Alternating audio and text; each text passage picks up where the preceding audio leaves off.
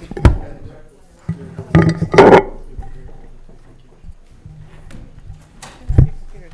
you, sir. Presentation, but if you click on that little green icon thing, you'll be able to see it on your screen. What little green icon? That Oh, this one? when they do the presentation, yeah. You can click on it now. The only thing that matches it. Okay. So Oh, yours is, Over here? We'll figure it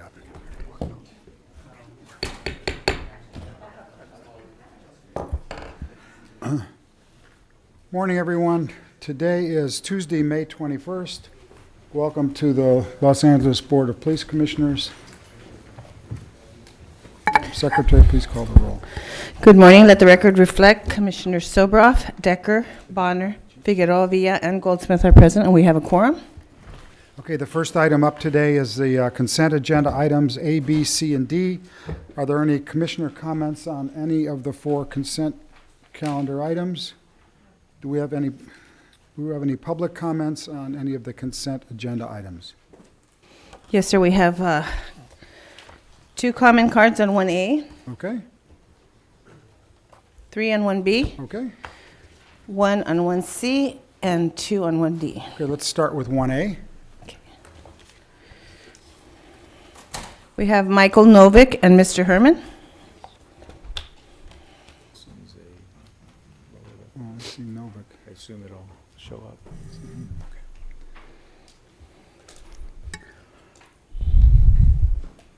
Morning. Yeah, 1A is another personal expense statement for Chief Moore. This one's not that large, only $471.66 for his expenses over a day and a half, apparently, at the LA County Police Chiefs Association Spring Conference in Palm Springs. The chief gets $1,000 a day in salary on top of his huge payout from the DROP program. And so I think that this is a needless expense to incur to the city. I don't see why we have to cover another $500 on top of that for a day and a half at a police chief conference in Palm Springs. So I would urge you to reject the payment and just have him take it out of pocket. Next speaker. Mr. Herman, and I do have a card, I believe, for the Red Chief. Is that for 1A? Okay.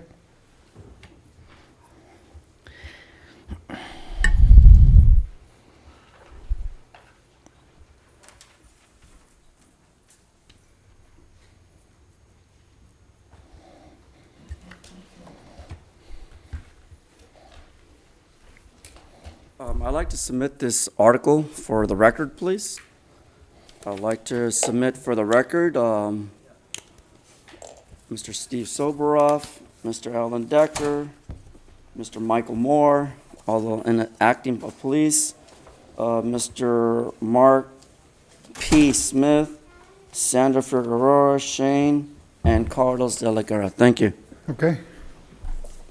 Well, the history of Los Angeles has always been personal expenses. Now, why aren't personal expenses ever recorded and posted for the public to have transparency of whether or not we agree these amounts are appropriate or not? The statement of the Chief of Police, R. Michael, who is absent for the record, Acting Chief of Police. Sir, can you state your name for the record? Thank you.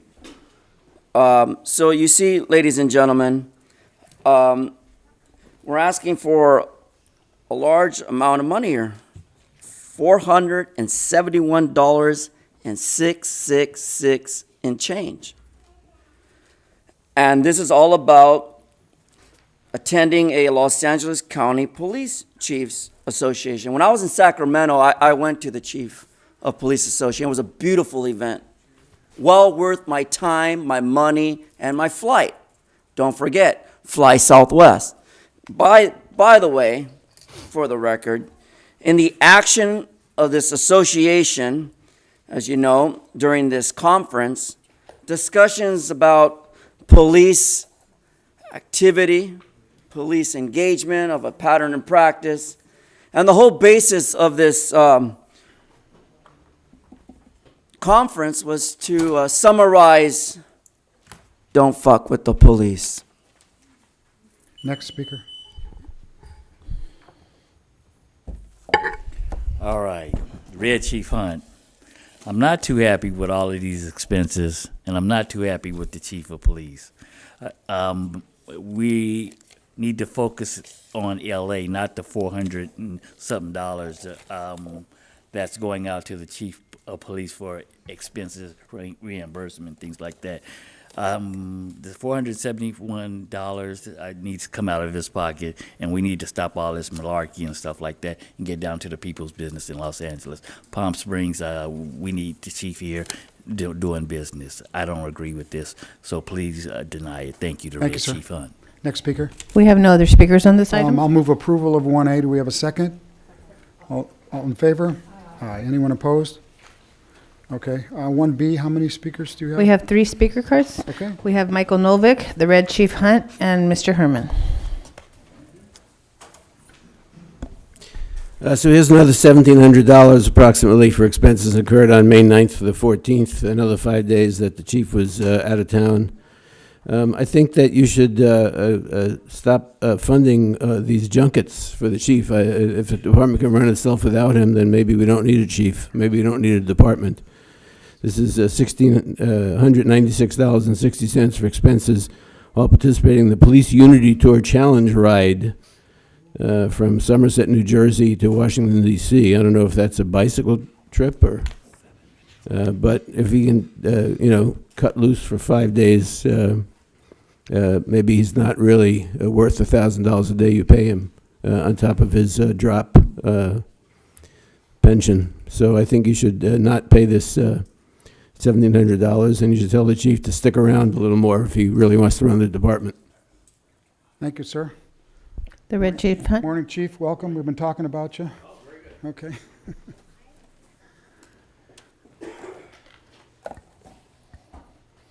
Go ahead. I want the chief to sit down, let him get comfortable so he can hear. I echo the same sentiments as him. We need the chief here more. Things are not getting done correctly, and I truly, truly oppose of the $1,700. Chief Moore, I need you here more. I need to talk to you, so I need you here. Thank you, sir. Mr. Herman.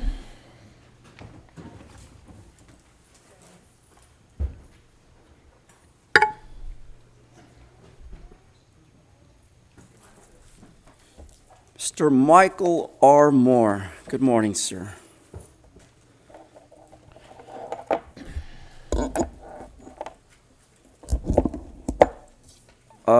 Yeah, I believe this substantial amount of $1,696.66 for expenses incurred for a.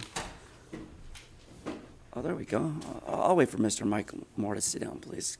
The officer has a very difficult job. Thank you, Mr. Moore. Now back on off of recess. As you already know, we got a lot of utility tour challenges going on here. And my belief in a challenge to tour and ride is a matter of public safety. Why aren't we addressing the hit and run capital of the world, Los Angeles, when it comes to bicycle riders being injured? Why can't we address the numbers of people injured on a scooter? Why can't we address Off the topic. issue? This is about expenses. Go ahead. Last warning.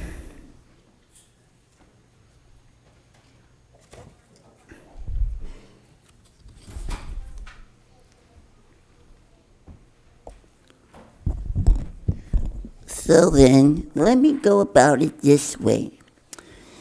The Chief of Police, Michael R. Moore, in the amount of $1,696.60 for expenses which occurred on the 14th of 2019 of May, was because the Police Unity Tour Challenge Ride began in the Somerset. Somerset. That's the name of the street where I live. But in New Jersey, Washington, D.C. Speaker, please. We have no other speakers on this item. I'll move approval of item number 1B. We have a second. All in favor? Aye. Anyone opposed? 1C, do we have any public speakers? We have one, sir. We have Mr. Herman.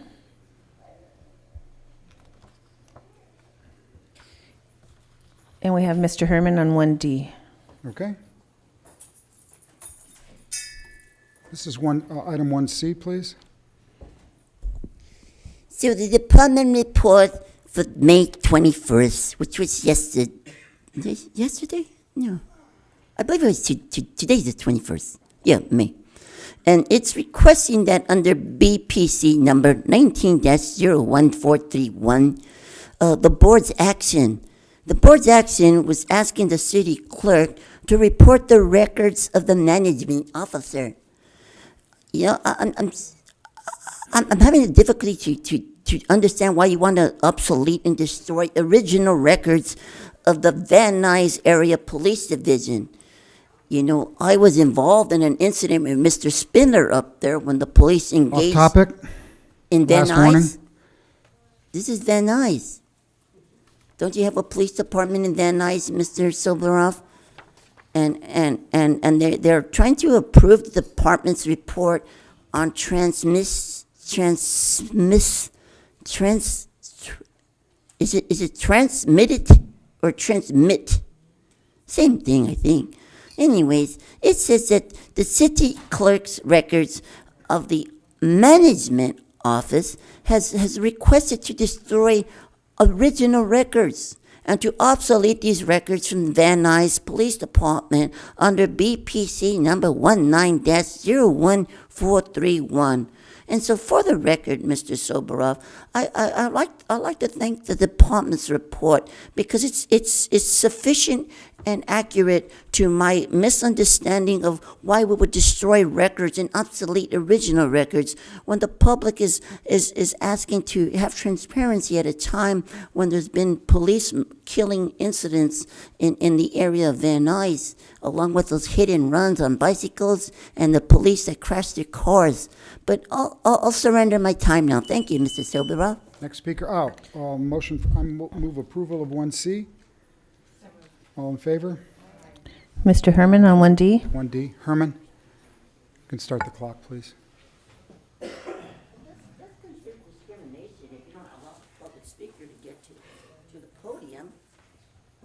Why do we have to escalate issues like that? I thought we were all part of a big family of de-escalation here. We forget how we're spending federal dollars. Are we forgetting that on May 21st, 2019? Is this item number D, Mr. Soboroff? You confused me when you said I was running the clock on Mr. Herman. So Mr. Herman, for the records, has requested the authority to destroy records. Mr. Herman wants you to destroy all records. Devonshire, Hollenbeck, LAPD, Van Nuys. Off topic. Just destroy the Last Mr. warning. Mark P. Smith for the Inspector General report, because my understanding that to approve the department's report, you need an aye vote. And I second that aye vote. And for the city clerk's records, I demand Mr. Garcia down there in the end to follow my motion of request. Deny and request approval of the destruction of these obsolete records. Thank you. I'll move approval of 1D. Oh, is there another speaker? No other speaker on this. Okay. I'll move approval of 1D. Do you have a second? All in favor? Anyone opposed? Okay. We'll go on to item number 2A, the department's report. Let's see, CSP and history. Is this what the presentation is on? Yes, sir. Is Community on, Safety 2A. Partnership. Yes, sir. Okay, great. Morning, gentlemen. Good morning. Thanks for coming. I have a PowerPoint ready for the public view, but certainly I want to have a conversation, so I'll wait for the PowerPoint to go up. Okay, and we're going to be able to watch it on our screen, so it's not like we're ignoring it, Absolutely, absolutely. I hope. So far, we aren't, so it's going to look like we are ignoring you. With that being said, I also have copies. Yeah, that's Of great. the That'd be PowerPoint easier as for well. us. Sorry about that. Can you check? Oh, there it goes. But you'll have copies as well. Yeah, we don't have it on our screen. Test it. You do? Oh, how'd you do that? No? Okay, you click on that little E. This one? Yes. Oh, there we go.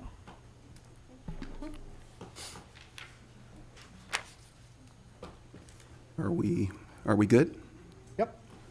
All right, good morning, distinguished board. First and foremost, I would like to apologize for not being here the last 2 weeks for this agenda item. I was in Sacramento attempting to secure funding for youth investment, which is in line with our pre-arrest juvenile diversion program. Last year, I went up to Sacramento with Commissioner Goldsmith, and we secured $37.3 million for community-based organizations that are committed to providing the wraparound services for low-level juvenile offenders, as opposed to making arrests. So I want to thank Chief Moore for allowing me the opportunity to represent the department, but more importantly, to highlight our commitment to the youth of the city of Los Angeles. Present with me, I have Captain Ponce, my partner. I have Captain Dan Randolph from Newton Division, Captain Lou Paglialanga from Southeast Division, Captain Ralph Ramirez from 77th Division, and Captain Stabile from Hollenbeck Division. And I also have Sergeant Christian Zuniga with me. And I'm excited to share with you about the Community Safety Partnership Program that currently has 9 sites in existence, and we're hoping to open another site in San Fernando Gardens by September of this year. I'm hopeful that you receive the budget and what the funding is designed for and the programs that officers in the community are participating in. It should be noted that a thorough community survey is conducted that identifies the unique needs of the community, and the programs selected are geared around those needs. We've partnered with the Housing Authority, the Ballmer Group, and each site is allocated $250,000 to run not only the programs, but also a small portion of the funding pays for overtime for community engagement and program participation. So the tracking and allocation of funding is managed by the program administrator, Sergeant Zuniga, but more importantly, the Housing Authority and the Los Angeles Police Foundation houses the money and disperses said funding based on the needs of the programs at each site. And I'd like to give you a sampling of the programs that your officers and the community are involved in. So in Ramona Gardens, there's a senior resident program. There's a folklorica dance program. Our kids participate in the USC rocket building programs, countless sports teams, soccer, baseball, football, boxing, etc. Business programs, young entrepreneur programs, reading programs, STEM programs, just to name a few. But bear with me. So imagine a community that does not trust the police department, and the police does not know or understand the community. Imagine a community that has experienced trauma from violence and has an inordinate amount of crime for a variety of reasons. There was clearly a divide between the department and the community, and Community Safety Partnership has reached out to those communities through the kids and has closed that gap. When the department first started this initiative, we had hopes that this would allow us to have meaningful relationships, and hopefully that would result in a reduction of crime and/or people reporting crime that normally would not report crime. And it is my pleasure to say that we've seen a gradual decrease in crime. So prior to the inception of CSP, in the housing developments in Southeast Division, which is a culmination of Imperial Courts, Nickerson Gardens, Jordan Downs, there was an average of 7.2 homicides in those housing developments alone. And as you look at when we launched CSP in Southeast area in all 3 of those sites, in 2011, 2012, there were 0 homicides. In Jordan Downs from 2011 to 2014, there were 0 homicides. In Jordan Downs again from 2011 all the way to 2016, there was 1 homicide. In Ramona Gardens from 2011 to 2016, 0 homicides. And at a recent location at Harvard Park, where we had some significant issues with gangs going back and forth, from 2017 up to present, we have not had a homicide in those housing developments. And you know that this cannot be done alone. It's a collaboration with our community-based organizations, with GRID, Boys and Girls Club, Parks and Rec, and of course, the Ballmer Group and the Housing Authority. You should know that the Los Angeles Police Department has skin in the game and has allocated 1 sergeant and 10 officers per site and the investment of personnel has allowed us to engage the community in a comprehensive and thoughtful manner.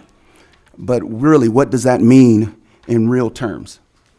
It means that the community is more willing to tell us what is going on in the community. It means that officers are given the latitude to make a positive impact on a young child's life. It means that officers can show their humanity while representing the department. It means that the communities matter, and together we can all play a role in making a difference. We are hoping to grow the program to other parts of the city of Los Angeles, as noted by the pending opening of the site in San Fernando Gardens. Community Safety Partnership remains committed to the 4 components of the mission, which is community outreach, youth programs, critical enforcement as a last resort, and safe passages. And a pillar of the success of the program is building trust with community, gaining cooperation and respect by becoming familiar with community members as well as their families and children. I would like to highlight that in 2015, the CSP program achieved national recognition by President Barack Obama for its success in building police-community relationships, conducting youth outreach programs, reducing crime without increasing arrests, and for its ability to successfully address crime and quality of life issues in partnership with our community members. I would be remiss if I failed to mention that we are constantly receiving requests from around the world about this program. New York Police Department, the Chicago Police Department, Pittsburgh Police Department, and as far away as Tokyo Metropolitan Police Department. I provided you the data about the salaries of each officer and the cost to the city. I've provided you the essence and a glimpse into the programs that are designed for the community and by the community that we are involved in. But what I can't provide is the countless lives that are positively changed by the engagement that is occurring within this Community Safety Partnership. I'm respectfully requesting that you approve the funding for the Community Safety Partnership, and now I'd like to open it up for questions. Good morning, Commander. Thank you for that presentation, and thank you to the entire team who I know was equally behind putting the entire presentation together, Yes. and for your work every day. I do have a number of questions Yes, ma'am. to go through today, and I'd like to start, if I may, with the history of the program.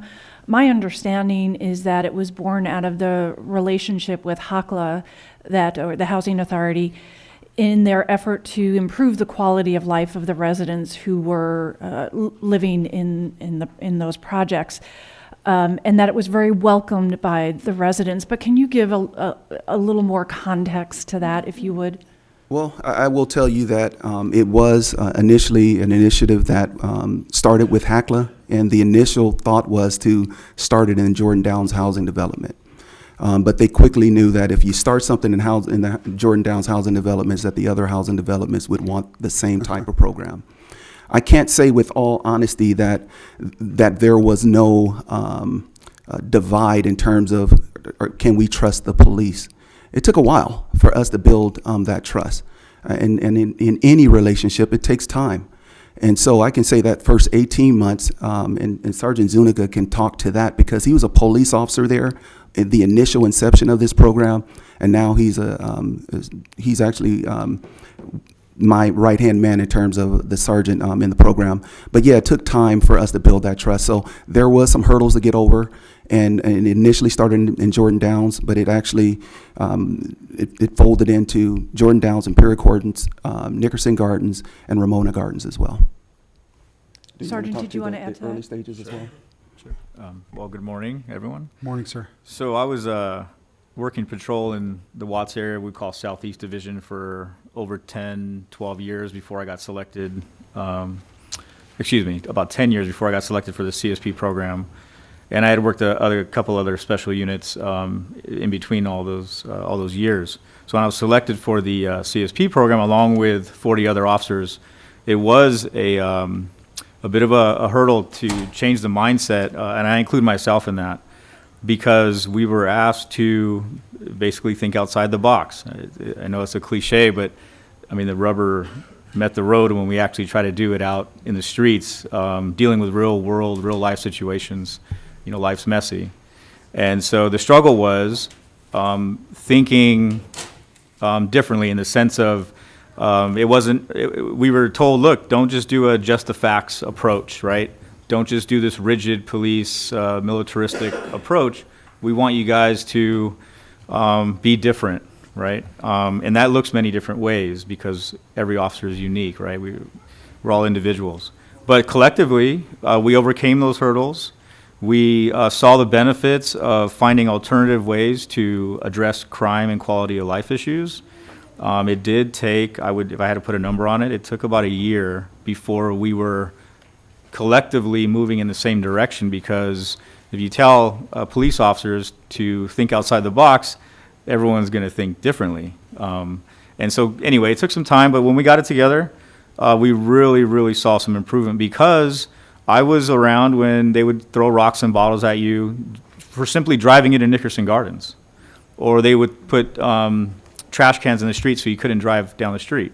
And I was there for that. And I remember as a rookie officer, the more veteran officers, the senior officers would say, we're going into the housing developments or the projects, be ready, right? Because they might shoot at you, they might attack you. That was the understanding of it as a rookie officer.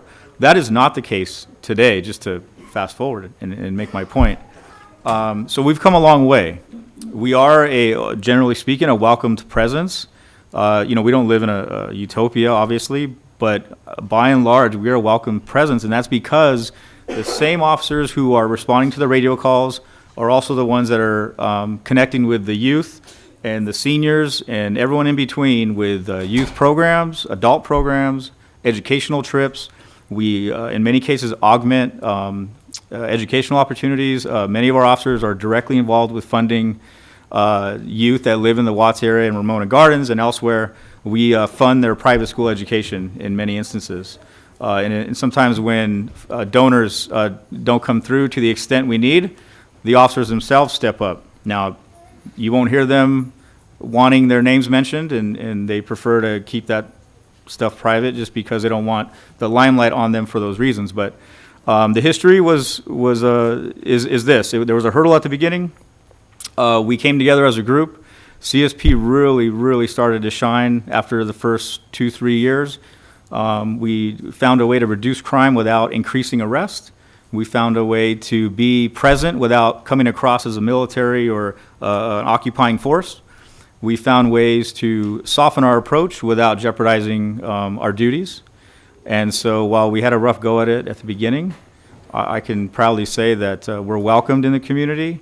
We do still have our struggles on occasion, but by and large, CSP has been successful in not just reducing crime, but also becoming friends with those who we come across every day, as opposed to just simply knowing someone. We become friends and family in many cases, and I could go on and on, but I'll stop there. Thank you. A few more questions on the history before I kind of bring it forward to my questions about today. You mentioned the support of President Obama, but I just want to be clear. Am I correct that in 2015 he requested members of the LAPD to come to the State of the Union address? Yes. Where he recognized the program nationally? He did. It was this program? It was that program, yes. Okay. And is it also right that the Department of Justice used this program as one of the cornerstones of the 21st Century Policing Report that was put together? That's my recollection too, but I just want Yes. to be sure it was this program. It is. Yes, ma'am. Fast forwarding to today and some of the materials that were provided Yes, ma'am. to us. You talked today about crime and lowering crime, but I see in the data that was provided, not in all housing projects has crime gone down. I wonder if you can give a little context to that. How long, I would imagine a program like this, you need some time to get started before you see some of the direct results, but I wonder if you can give context to that data that's provided today. I can give some context. When you look at data, it obviously doesn't tell the whole story. I can tell you historically, in that particular part of the community, we were not getting all the information in terms of what type of crimes were occurring in those community. And we anticipated that once we start connecting with the community in a real way, that perhaps the crime would we see the real picture of what that crime is. And so you see actually an increase of crime. For example, if you look at our ADWs, and I don't have the numbers in front of me, you'd see an increase of aggravated assaults. But a lot of that's going to be domestic violence. A lot of that is because individuals normally would not call for those type of crimes for fear of retaliation from others within those housing developments. And now that we've built those relationships, they're reporting crimes that they normally wouldn't report.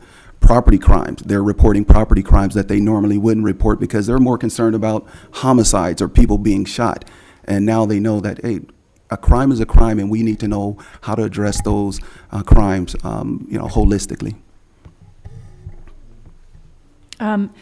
You mentioned some domestic violence calls, and I see in your materials you do bring in some resources with respect to that, those programs. I wonder if you can just give a little more context to the resources provided in the housing projects, particularly on domestic violence. It's listed on page, 11. Domestic violence assistance programs are provided. Right. So we have assigned caseworkers at our division in Southeast. I believe in Ramona Gardens. There's various groups who do partner with us. One of those probably be more familiar to you is a DART personnel, our DART program. So we offer that to the residents. The officers are also very good at making sure that if they do go to a domestic violence call, that the victim or the family in general receives treatment for any trauma. So that could take the form of just a follow-up visit with a service provider of various kind. Housing Authority sometimes does assist with that. In the past, we have partnered with independent contractors to provide domestic violence assistance, whether it's counseling, some form of therapy. In many cases, we'll identify certain youth at a certain age, male and female, and we'll put them in a program. One example is it's called Taking the Reins, and so it's a horse program for young women who have experienced some trauma. That could be witnessing domestic violence in some cases, and it's a 2-week program. I believe it's 2 weeks, but it's they go out, they get counseling and therapy, and along with that, or part of that context is getting familiar with horses and riding horses and connecting with other young girls in the program. So that's one of the tentacles, if you will, or extensions of domestic violence help. And Commissioner, if I could also add to this, and Captain Pagliaga is here today from Southeast area, and may be beyond the functional oversight of CSP to understand, but Southeast area is also in partnership with the City Attorney's Office and the Children's Institute, specifically for responses to domestic violence and also trauma instances involving violence in which children are witnesses to that, and as an effort to provide debriefing and trauma supportive services to hopefully break the cycle of violence where we see so many children in these areas that are exposed to inordinate amounts of violence at a young age, and the devastating impact it can have on them as they try to struggle through school and establish their own self-safety and self-confidence. If we can talk more specifically about that if you'd like, I can invite Captain Pagliaga to the table.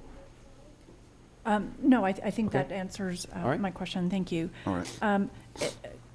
Where I'm going is I see that the program provides a lot of different types of services, many of which you measure, the number of youths who are involved in your programs. You provide these other services through domestic violence assistance groups. You work with the GRID team. Where I really want to get to is how are you measuring success? You have all these different sorts of programs. You measure crime data, obviously. You're tracking the number of youths who are engaged in your programs. But given that the program is also involved in bringing more social services type things to the housing projects, how are you measuring success? You talk a little bit about that in your materials, but I'm just not clear on how you're going to be tracking success in the long term. Sure, I can speak to that. Yeah. So one of the ways is through assessments of the entire program. One is being done has just started right now. It won't be ready for some time. So we're looking at several months before that report comes out. But there was one assessment done back in 2015, which is 3 years after CSP was launched.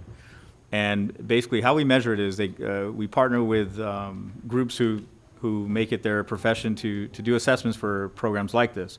And the assessment, when we get it back, tells us what the community said, what the residents said, what the cops in the program said, what LAPD leadership said.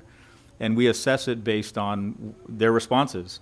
Beyond that, it's pretty difficult to quantify relationships, right? Suffice it to say that we are a welcome presence. And just to make my point brief, we are continually working on trying to quantify that. But currently, it's based on interviews and based on partnering with groups who make it their profession to measure such things. And the way they do it is in the form of reports based on just interacting and surveying residents at the sites. And this particular report you're referring to will be done in a few months? Yes, that's going to be Urban Institute is actually doing an assessment of all the housing developments, specifically the ones in Southeast Division. And I can talk about it a little. yeah, and so I'll pass it over to my partner. Hi. Good morning, Commissioners. Commander Jeff Burt from the Office of Constitutional Policing and Policy. Under the direction of former Chief Beck, he met with Connie Rice Urban Peace Institute, as well as the Luskin School from UCLA of Public Affairs, with Dr. Georgia Leap and Jeff Brantingham to conduct a more holistic study because, again, we'd seen crime numbers go down at different rates in housing developments, but as many people have said, crime numbers are not the whole story. So they have proposed to do a study and both a quantitative and qualitative study. And some of those things are just in general in this report, what they're looking to understand is understanding what are the roots and dynamics of CSPs, examining the effectiveness of CSPs, and what are the measurable outcomes. So part of that includes what we're doing now is mapping a CSP history, but also mapping the CSP areas themselves very specifically down to the corners of what we're talking about, creating a history of engagement and accomplishment at different sites, examining the disparate levels of relationships with community-based organizations and how they're addressed, and then finally something that is still in its infancy is documenting the progress of those relationships, but also looking at the transformation of officer behavior and who are assigned there. And as Sergeant Zuniga related to, one of the things we took, this is CSP started one day and the light was on, and then the light was off, and then the next day these same officers who were patrolling the streets of Southeast were in gang units, were in special problems units, were now in the exact same neighborhoods with the same population. And so what we're looking at, or what we're trying to look at, is did uses of force go down? Did arrests, we know arrests went down, but what about complaints? What about other measures about officer behavior? What about officers' perceptions of the program itself, their success? So a number of different, we're gathering the quantitative data right now, ma'am. So we're looking at, I'm working with Jeff Branningham, we just looked at calls for service from, crime from 2006 to 2011, and from 2011, 5 years beyond that. And now we're looking at calls for service to see was there something different. But then the other aspects of the qualitative we're still working through those. A photo voice program, which is a community, basically community gets together, we give community members in the community a camera, they take pictures, they document, and then they discuss it at a group. So there's a whole bunch of different modes that we're looking at to complete this study. And talking to Brantingham and Dr. Leap, we're looking by the end of the year, to progress with this. I was going to say, that sounds like a very comprehensive report. It doesn't sound like it'll be done in a couple of months. So, and I apologize, I wasn't clear with my partners, but we are still gathering, the data is the data. We can look at crime stats as people have asked about going up and down, but I think there's a much deeper story, and I right. Thank goodness, so does UCLA. So they're looking at a broader perspective, including the big lift is getting people interviewed. So I would imagine. Yes, ma'am. Okay. Well, I look forward to seeing that report. I only have a few more questions before I turn it over to my colleagues. And you answered many of them in that summary, thank you. But I'd like to turn to the officers who are assigned to this program. And I see that they get specialized training, or at least the report that we received indicates some specialized training. And I wonder if you can just provide a little more context to that, the background and the training that these officers get. I understand the program's in high demand by officers to join the program, which is certainly good news. But if you could just tell me a little bit about the training that they receive before entering this unit. Sure. It's 3 days, yeah. So it's a 3-day training, but suffice it to say that many of the officers come into the unit with 10-plus years experience. So, but they do get 3 days of specialized training. It's a facilitative style in that it's not the death by PowerPoint approach. We bring in community members. We partner with nonprofits. GRID is present. LAPD leadership is present. Housing Authority sends their leaders to participate in the training. And basically, it's 3 days of sharing with the officers different worldviews, different approaches. We do touch on subjects such as policing teenagers and that whole dynamic. I believe they refer to it as policing the teenage brain. Former gang members who are now partnered with nonprofits and the police come in to speak and to share their worldview. Officers themselves participate in exercises during the class with community members where they are encouraged to reveal certain things about their personal life to show that, you know, we're all the same. We're all human beings and we have very similar experiences regardless of our chosen profession. And so just to be brief about it, it's 3 days of exposing LAPD personnel to various worldviews and get them to see things from the community's perspective. Because in many cases, we get busy doing our job, we forget that not everyone sees it how we see it. And so it's important that we stress to the officers during the 3 days that, you know, see it from the community's perspective, or try to, right? And in many cases, people walk away, in vast majority of cases, people walk away and they thank the trainers and they thank everyone there for the training they received. Good. Is that it, Yes. Commander? Okay. With respect to the funding and the cost of the program, I see a large amount of the funding goes for pay upgrades to police officers. And I wonder if you can explain that and the logic behind that. So we're considering this, if we're talking about community engagement and we want to invest in the community, we thought it only logical to make that an upgradable position, to hold these officers there for a 5-year commitment, because it takes time to build those relationships, and make it almost, it's a coveted position. And the only way most of the folks that leave this position, they actually promote out of it, because we are committed to relationship building. And so we wanted to make sure that it was appealing to those, because when you become a gang officer sometimes, or go to Metro, you can get an upgrade. So now you want to come to CSP, you get an upgrade because we're saying that this is something that's important to the department. Okay. Thank you. I don't have any more questions. Yeah. I can talk for an hour on the pluses and minuses, on the pluses, because as Parks Commissioner, I would go to these sites. This was 10, 15 years ago.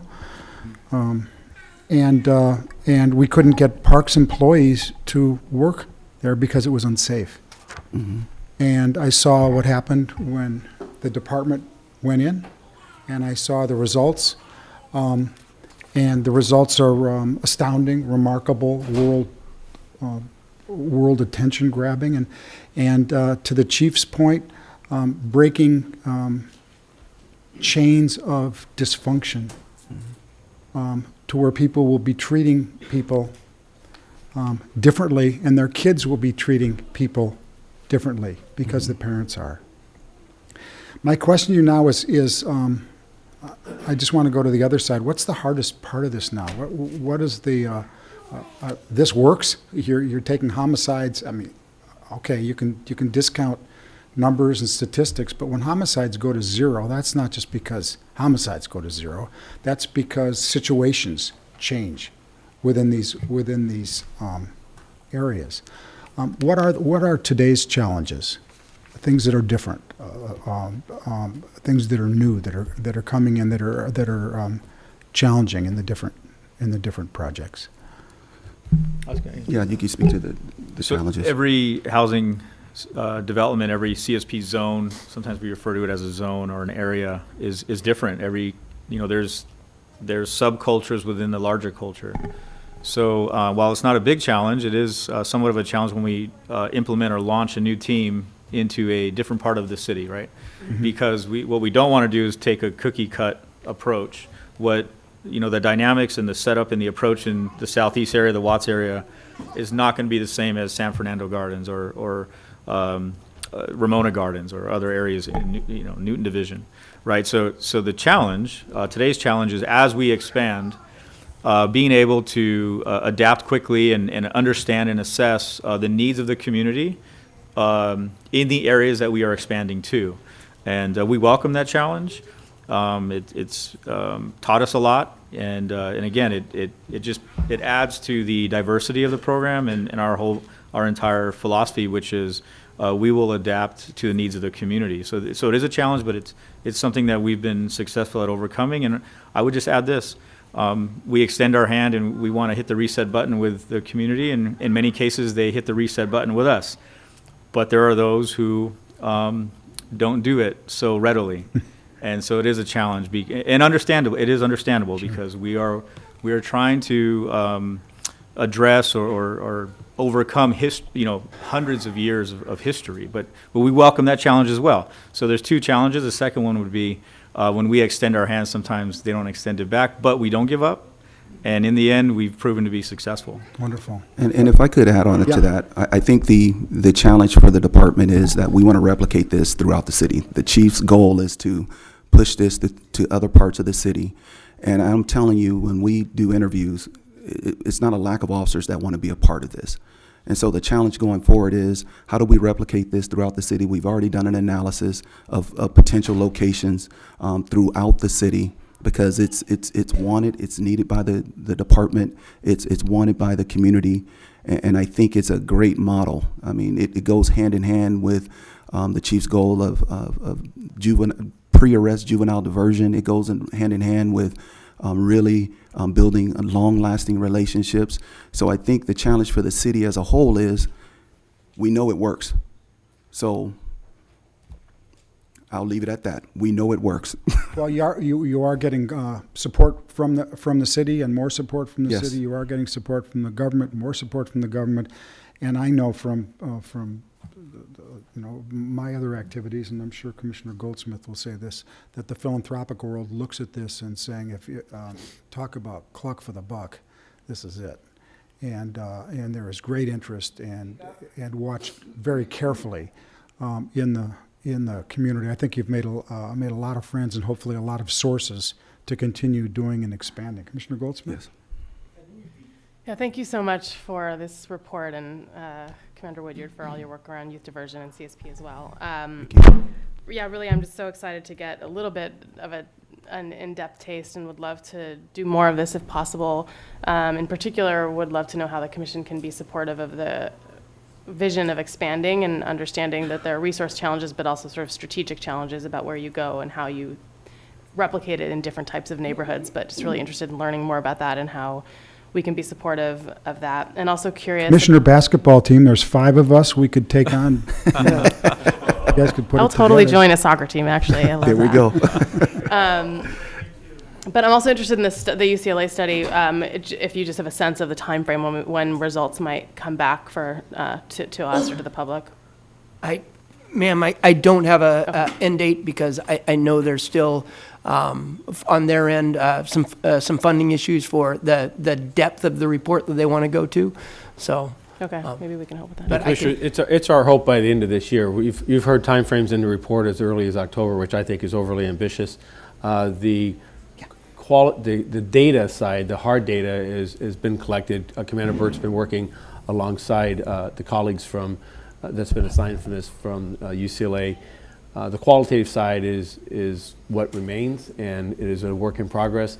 And we're, as a department, we're hopeful that the Urban Institute and University of UCLA and the professors that are involved in this are going to be successful in raising the necessary capital to complete the research. They're about 50% there, is my understanding, and it's believed that the rest of that funding will be an effort through philanthropic support that the commissioners and others can be informed by Commander Burt and others as to those opportunities that independent firm is seeking away from the department.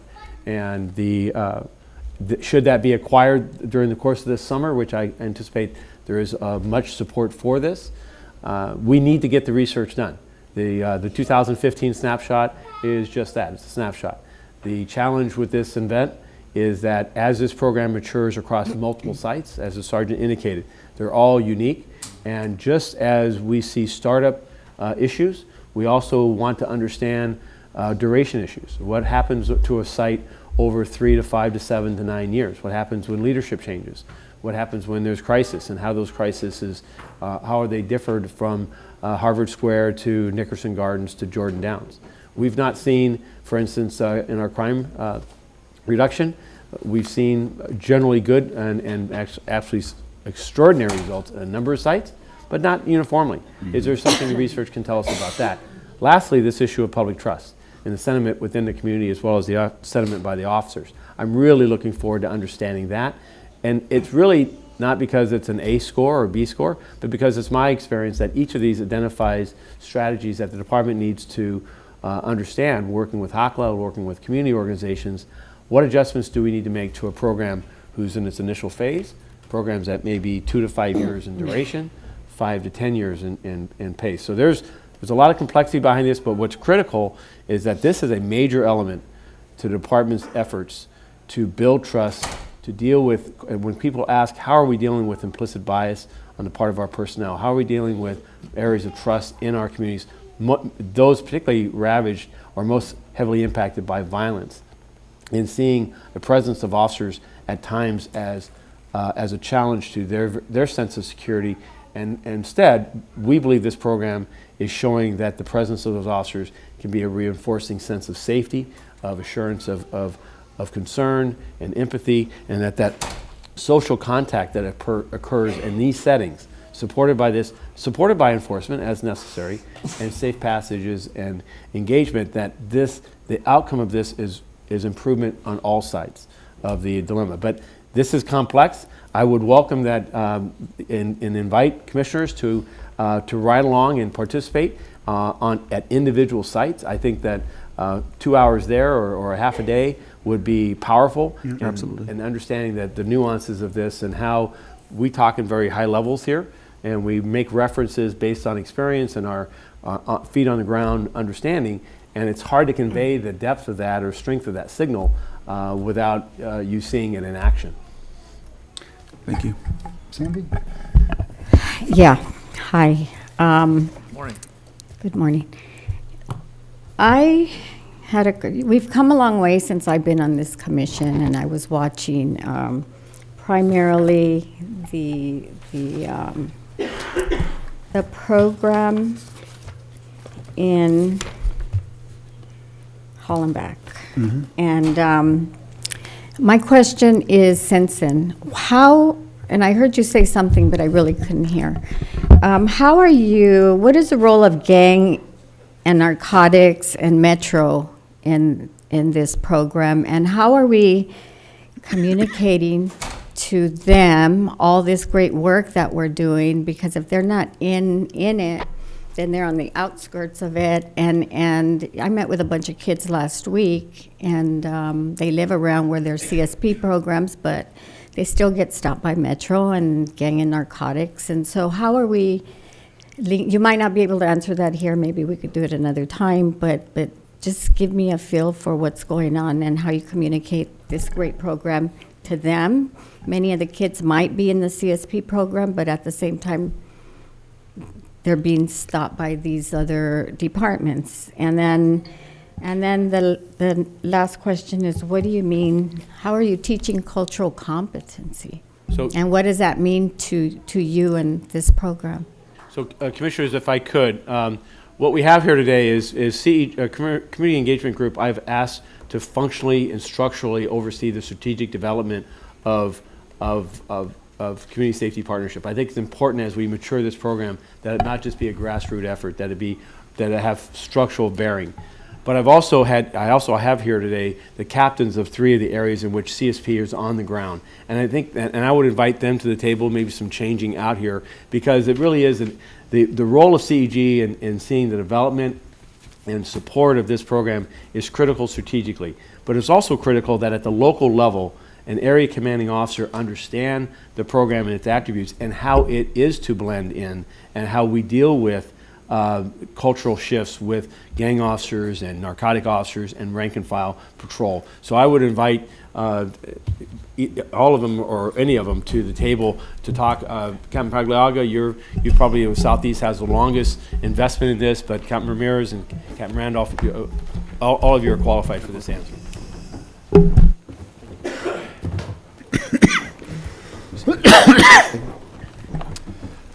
Good morning, Board. Morning. I'll start off. I'm Captain Lou Palialonga, the area CO of Southeast Area.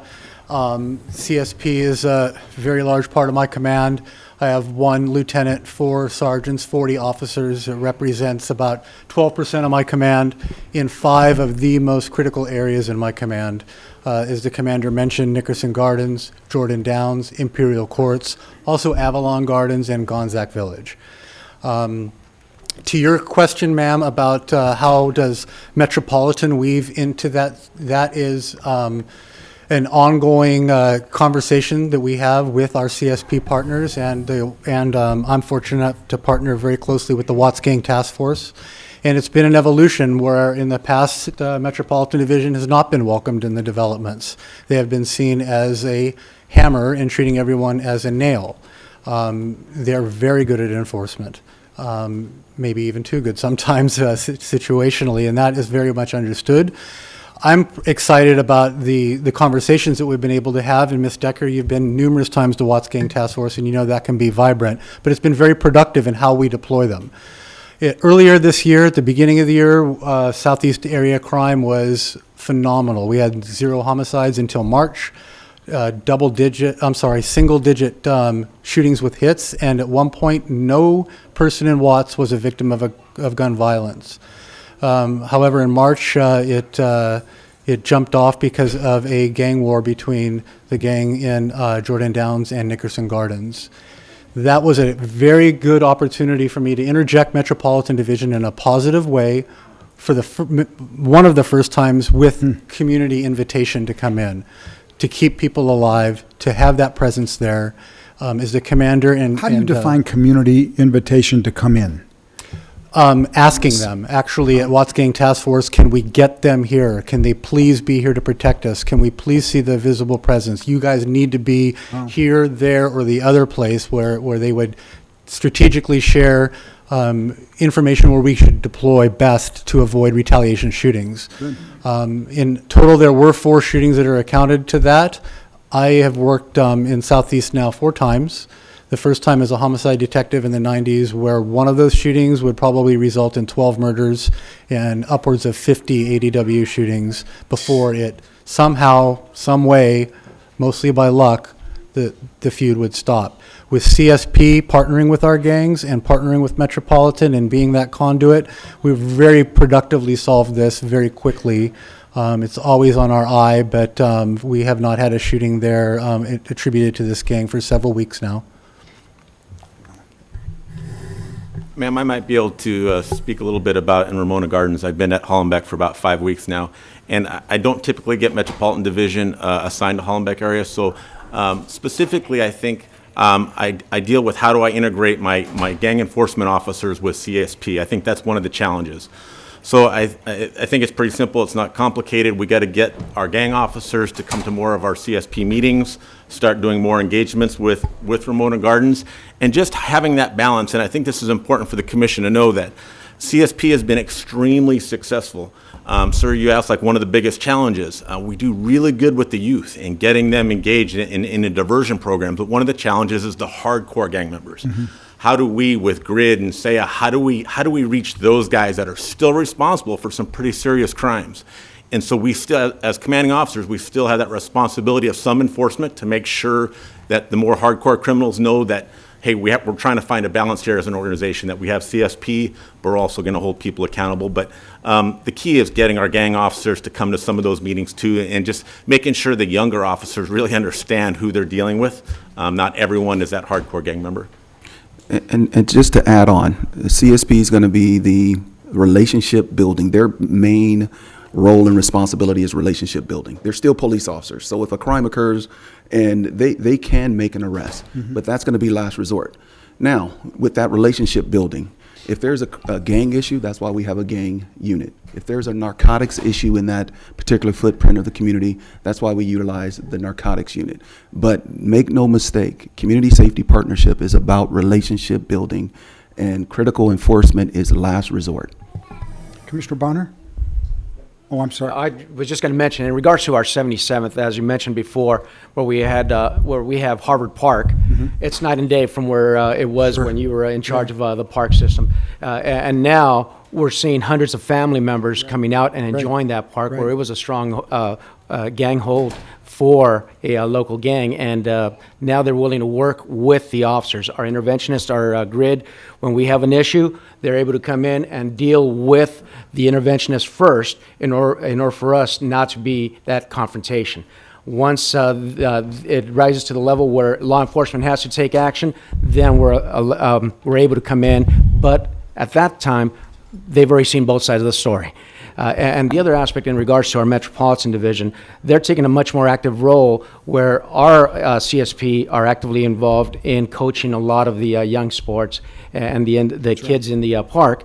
Metropolitan has wanted to take a part in coaching the teams as well. So that's what we're going to start doing. Unfortunately, we do have different platoons, and we have changes in platoons that come down to South Bureau, as you know. So once we get the new group in, we'll incorporate them as well, and we'll introduce them. They're also taking a big part in our days of dialogue with our young groups. They joined us at Obama Middle School, and Metropolitan was also at the table, was able to talk to the kids and be able to see from their perspective how they see police and the police work that's going on in South Bureau. Excuse me, sir, can you identify yourself for the record? Yes, ma'am. I'm Captain Rafael Ramirez from 77th area. Thank you. And you, sir? Rick Stabile from Hollenbeck area. Thank you. Good morning, Commissioners. Captain Dan Randolph. I work Newton area. And like Rick, just got to Newton, but I can tell you, as I arrived, very impressed with the community sentiment. As I'm getting to know the community is thirsty. It's screaming for this type of relationship. Shortly after I arrived on April 20th, the day before Easter, we had an officer-involved shooting in the Pueblo del Rio housing development, as I'm sure you're aware.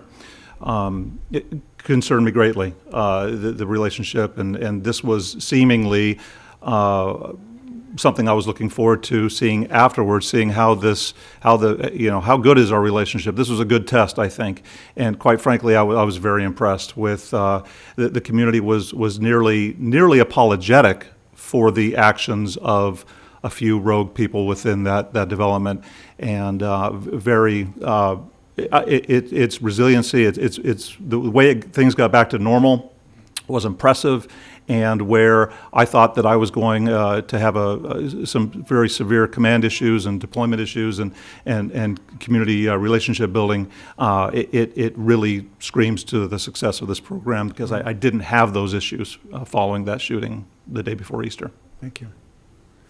Okay, Commissioner Bonner. Thank you very much. Boy, a lot of information. I guess just so everybody can figure out how they need to shelf life. I've got just a couple of questions about the funding, a couple of questions about the study or the assessment, and then a policy-oriented question for the chief and any others. Thank you, guys.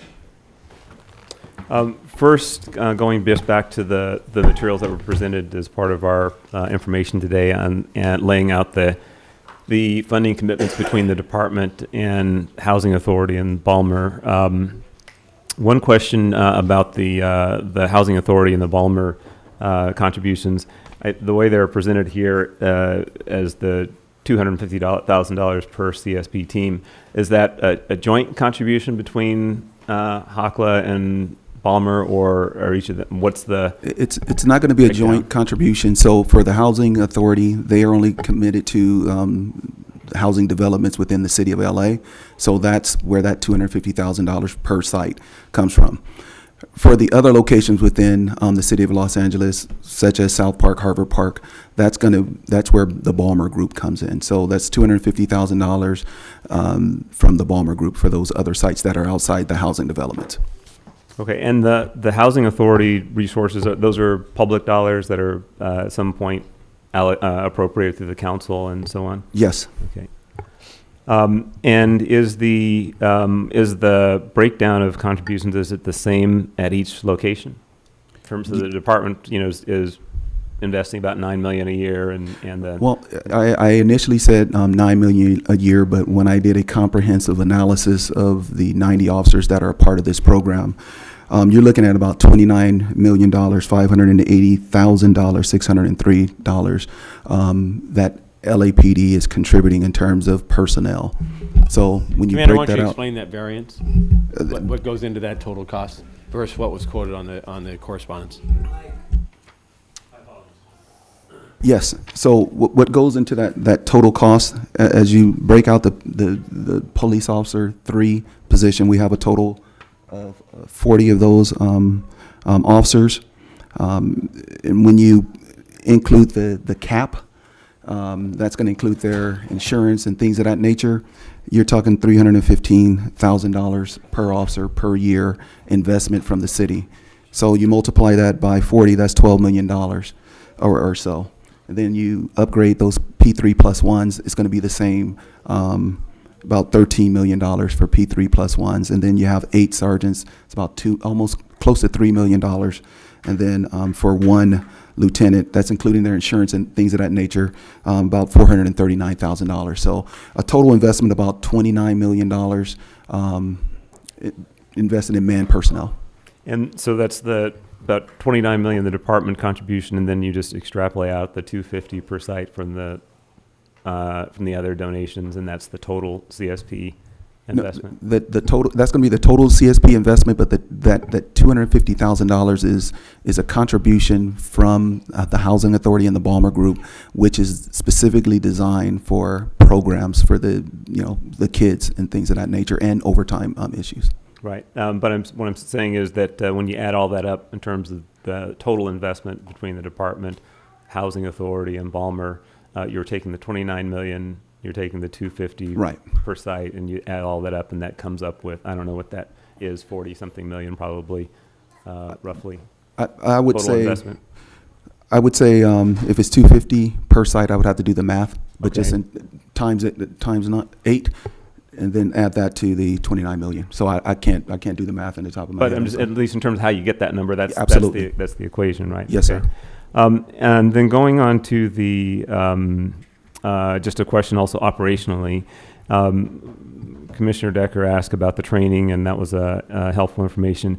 Is there at each of these CSP or these various CSP teams, do they have anything similar to a daily roll call or anything like the other patrol units, where they at some point when they're not providing the direct services, where they sit down and talk amongst each other about what actually is going on in the community, what the priorities are, how they're addressing issues? Yes, sir, they do.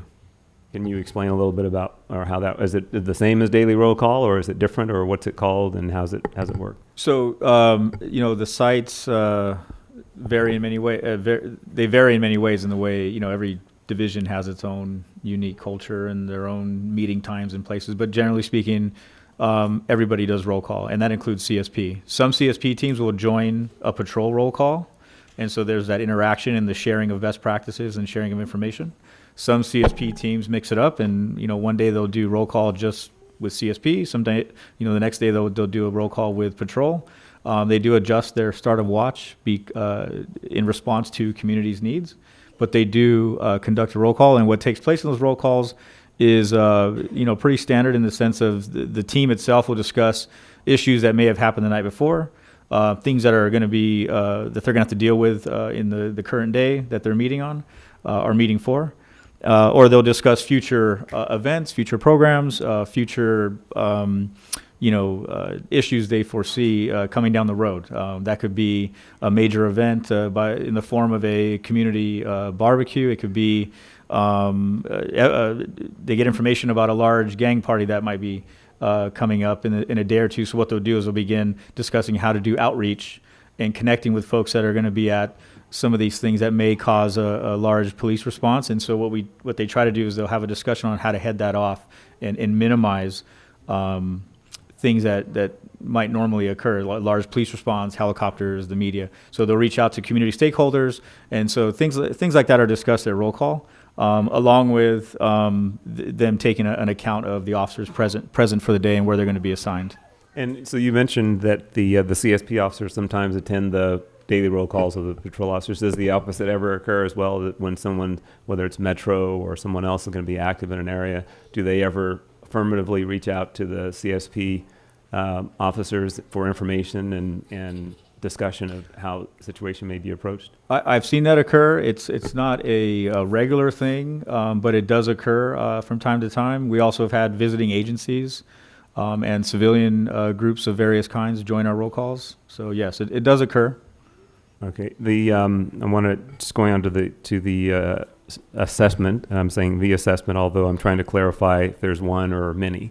Because it's my understanding that there's a reference in the materials about the Urban Institute study, nonprofit resource. Is that the same as the UCLA study that was you referred to as well? UCLA is doing the research, and the Urban Peace Institute is kind of they're the ones interested in seeing this study come to fruition.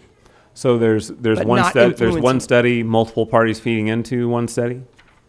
There's one study with researchers from UCLA. And the Urban Institute is organizing the initiative, the raising of the funds, the organizing. There's two separate studies going on. So you have the Urban Peace Institute, which is what Commander Burt is referencing. But outside of that study, HACLA is doing their own analysis because we're up for renewal of our contract. So they want to see if this is viable. So they want to do a study which should be completed by the end of the year.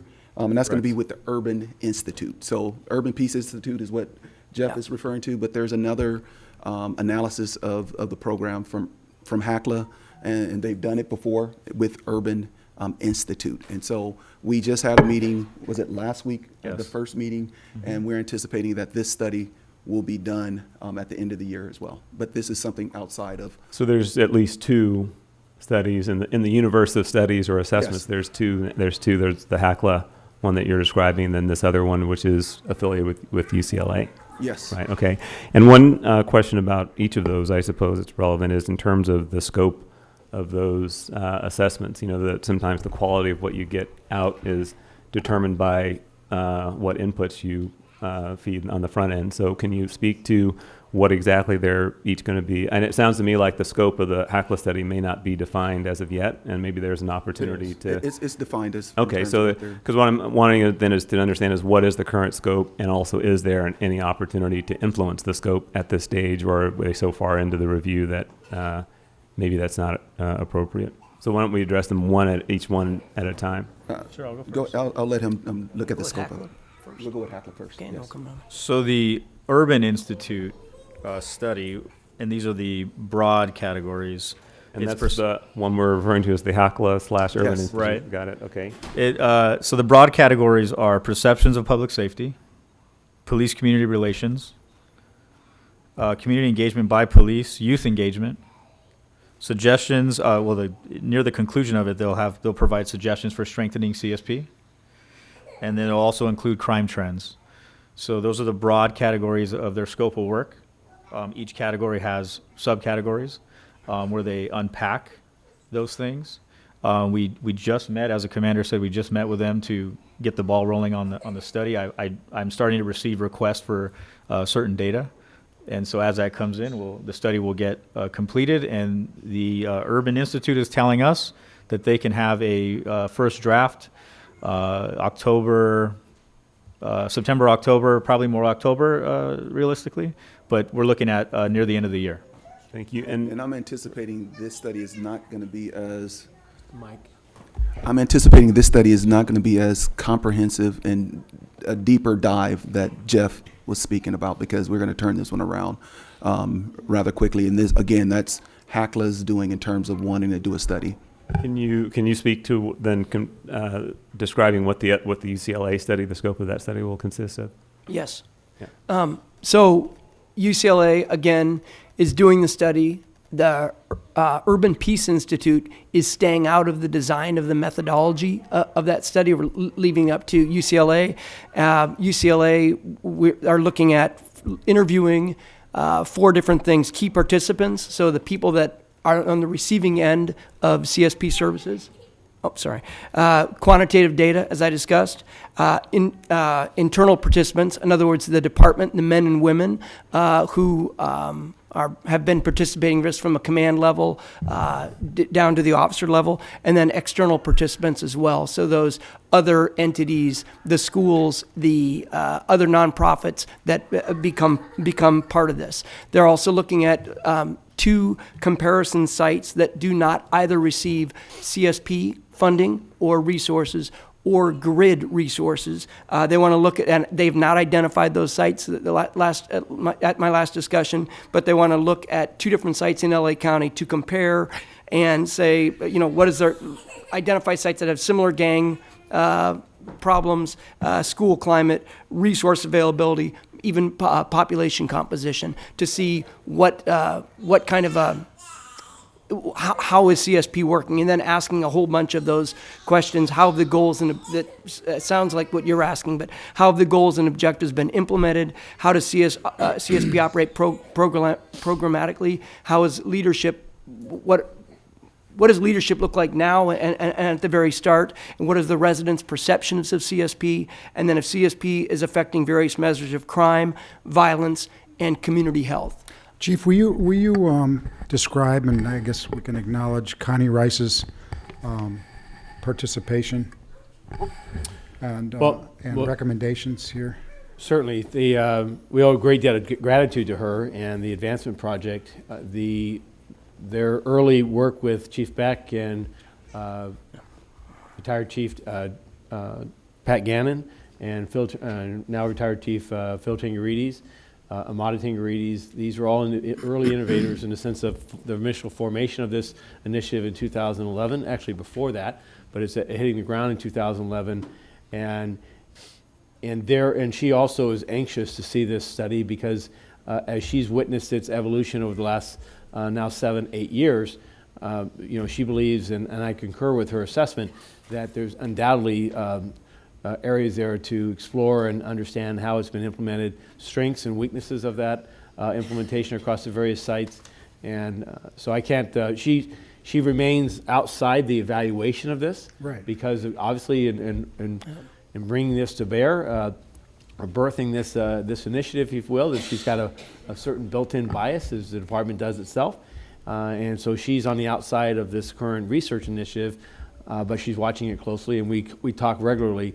And she's still, frankly, I seek her as an advisor and a mentor in understanding how these programs are working, and advice and counsel as to the current existing projects and developments, as well as the new expansion of this, and how what caveats we should keep in mind. Good, thank you. Yeah, just a couple of others. So one observation, because I assume that the chief will receive the outcome of the studies as will we, and it sounds like there's still some chance that one study may produce an apple and one study may produce an orange. Absolutely. And from a management standpoint, then you've got a basket of apples and oranges in terms of one saying what's effective and what's not, and why, and so on. So I just will want to spend some time understanding how we'll really make some sense of the information that we'll receive. So that's just one observation. From the chief, you may want to comment. I think one thing also I'm going to be looking to do over time is to really step back and put the whole conversation into some broader perspective. Let's assume that the reports come in and by and large reinforce much of what we heard today in terms of general effectiveness of the program, that it's on balance more positive than negative and so on. There's a lot of positive things. I think one question will still be whether or not then if the reports show that it's a positive program and it's a positive approach, is your thinking, Chief, that we would expect over some period of time from a resource allocation standpoint that we would see some commensurate shifting of resources from some traditional policing approaches to more community-based CSP approaches? Or is there not a connection in your mind as to how over time, like you mentioned a minute ago, that sometimes you don't want to just lurch in the direction of a positive report, right, and start deploying resources based on an anecdotal report that says something's good. The flip side of that, I guess, is how long, over what period of time would you need to see positive data in order for you to start thinking when you're building the budget and allocating resources that you may see some shifting or ebb and flow of resources from some traditional policing and preventive approaches to more community policing? Boy, that's just a little bit of a compounded series of questions. Yeah, So it's a public policy perception, but that's the kind of so let me frame and thank you. decision you're supposed to be making. It's deserving of responding. So, first of all, this is the city of Los Angeles is in policing this environment, providing for community safety and public trust. It's a complex organization. It's a complex city. Things change and evolve over periods of time, whether the period of time be months and years or decades. Our commitment is to remain, as a department, relevant in understanding how its makeup is responsive to using on the foundation of our core values. What strategies, what tactics, what resources do we have to improve public safety? Today, we use a foundational element, community policing. And community policing is partnerships, it's building trust and confidence, it's problem solving, it's recognizing that we have a shared responsibility for public safety and that we don't own every aspect of it, and that the benefit of community safety at a neighborhood level is getting officers as close to the problems as possible and sharing in the responsibilities of finding ways in which to improve the safety of those communities, of those individual lives, while at the same time building the trust and confidence that we are that type of representative or that type of resource as a stakeholder in the community. Today, we look in the last 5 years, I think is a good example of how LAPD has responded to that. When we've seen our building or deepening of resources to deal with the crisis of homelessness and the humanitarian crisis, and shifting of resources to help supportive services, provide for the safety of both those experiencing homelessness as well as those resources that are brought there. How do we, in our makeup as an organization, align our resources and strategies to deal with that huge crisis? As we've made adjustments to our gang enforcement details and our narcotic enforcement details over the last 2 decades to deal with the impact of violent crime and the nature of gang violence in Los Angeles, and how it's not just an enforcement orientation, but it has there's broader strategies. As we look at mental illness and we look at the last 10 years, or the last 5 years, how we've more than doubled the resources dedicated to work our SMART teams and our mental evaluation teams. These are all adjustments, strategic adjustments within the organization to deal with new, emerging, or existing demands for public safety. I see that today, as we, as in the era of public safety, that building trust is more important than necessarily following crime stats.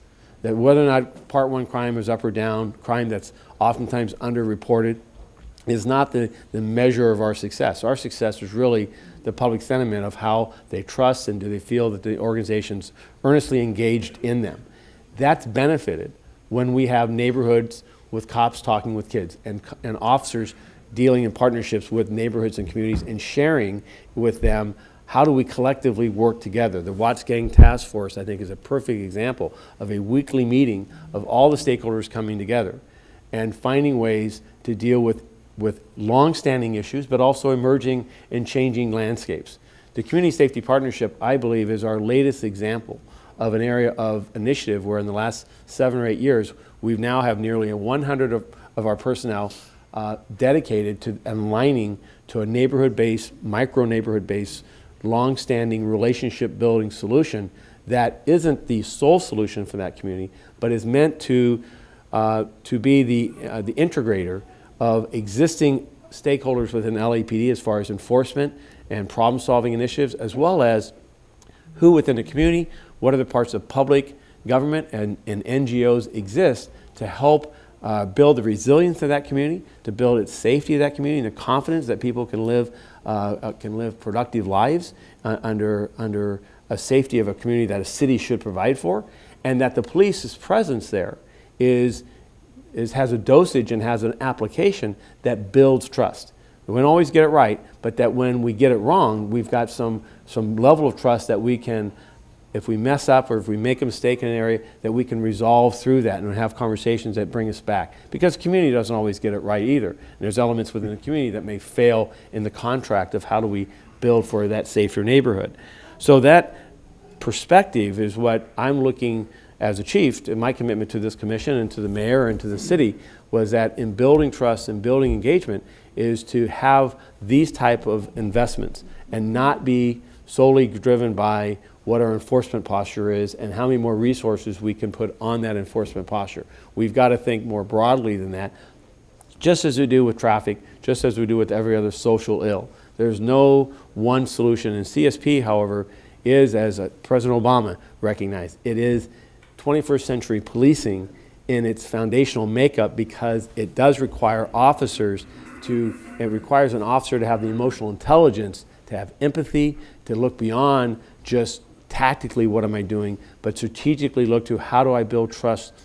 And that's one action at a time and a long-standing build over time that demonstrates that as an officer, we're somebody we can be trusted. Lastly, as to apples and oranges. The benefit of us is that we know that they're apples and oranges. So in looking at studies that can have different frameworks, different makeups, different compositions, that's the benefit of why we all intelligently can look and understand those limitations and we can infer, at least at a minimum, what implications we should take from the limitations that this study had versus this.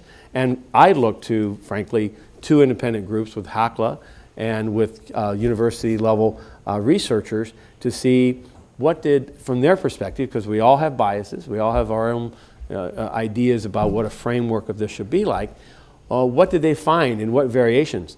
Some I expect will validate, others may see differently, and then we get to dig in and say, well, what would have influenced that? What may have caused this finding to be different from one study versus the other? I welcome any commission or as a board involvement in either one of these. Still, at this point, I don't believe the train has left the station. I don't believe that if there's an area that you wish to have further explored or deepened, I would welcome and invite your participation in that. A couple quick points is one, I appreciate not only what you're saying, but the spirit of your comments.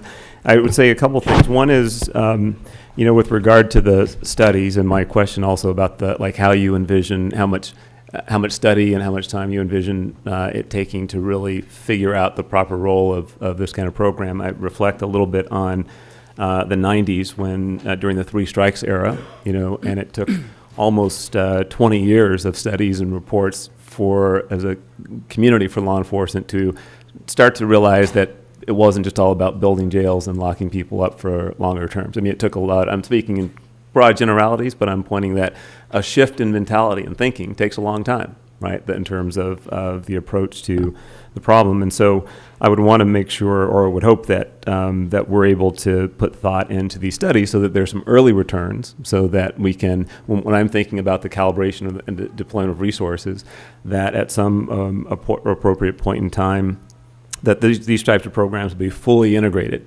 into and to some degree there, integrating now, but I'm saying that in some cases, so that they're fully integrated and not viewed as special pilot programs or a special, and I'm not saying that they are today. I'm saying this is kind of the early trajectory. It's a relatively new program. So I'm just articulating the goal that eventually that we're doing laying the kind of groundwork to make sure that they are fully integrated and implemented and getting the proper allocation of resources over time. So that was one just observation I think about that. Coming back, and it's related to my last question. Coming back, it's related to the conversation about. For 1 second, last warning for Mr. Got his name.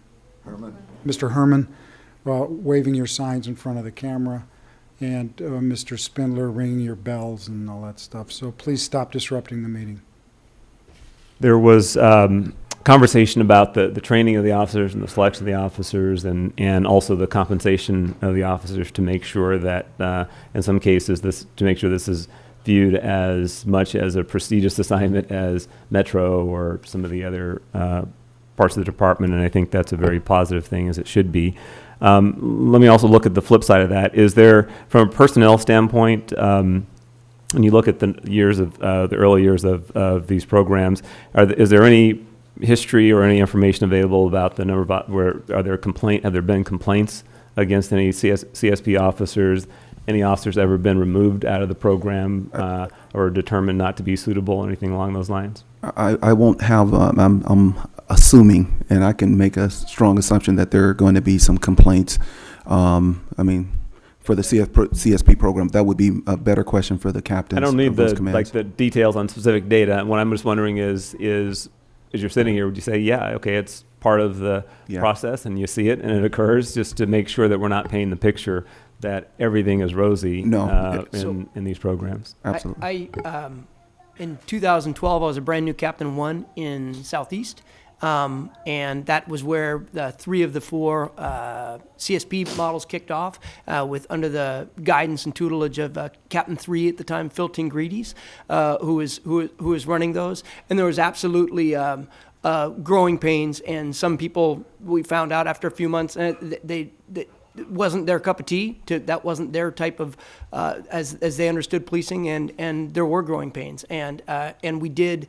That's why approximately 40% of the training is done through Urban Peace Institute. That's what was recognized in the 21st Century Policing Report, is that we took this seriously because, as that report pointed out and other scholars have pointed out, culture is a hard thing to change, and an organization that is as much about innovation as it is, frankly, sometimes about tradition. Those are in this case challenges we have to overcome and opportunities we have to celebrate when people get it and bring people along. I would say the answer I don't have right now is, what do these, like I said earlier, the same officers that are in a gang unit or are running a special problems unit or in a narco squad, then literally from one deployment period to the next, now they're in CSP in the same neighborhoods with the same people. And that is a part of this study. What happens to an officer's behavior? And we measure that in part by arrests, uses of force, complaints, and actually longevity in that program and what happens to their careers. And that is a part of this study, but it's not done yet. Okay, thank you. Yeah, let's just make sure that there's as much rigor on, once someone's kind of, just for my terms, screened into the program, that there's as much rigor in screening out any officers who may or may not be suitable for the program, as well as if that ever occurs. Yes. Can I just make one comment? Sir, I just want to make one comment. A personal observation, I include myself in this. Some of our best officers are in CSP are the ones who have worked gang units, who works what we call SPEW units, who have various, their profile has various units in it, right? So they have a variety of things, assignments they've worked. We have found, I've personally seen that some of our best officers are the ones who have a background that is has variety to it. I'm also one of them. Good. Thank you very much for that. Appreciate it. Okay, we'll take public comment, but our action here is review and file. So hold on, do we have public comments on 2A? Yes, sir, we have 8 cards. Okay. The first 3, Adam Smith, Adam Rice, and General Duggan.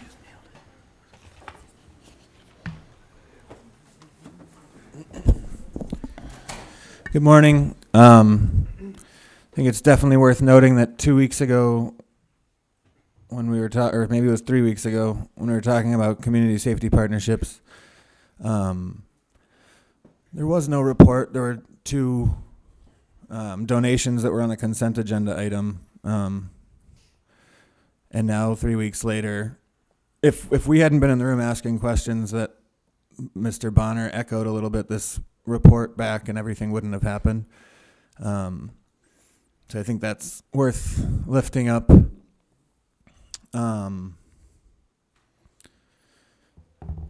Commissioner Decker asked about the, and I'm thinking about what the captain just said about his personal experience in different units and the different members of the CSP working different units. It's very subjective as to what he considers a good officer in a department that rewards people for acts of violence.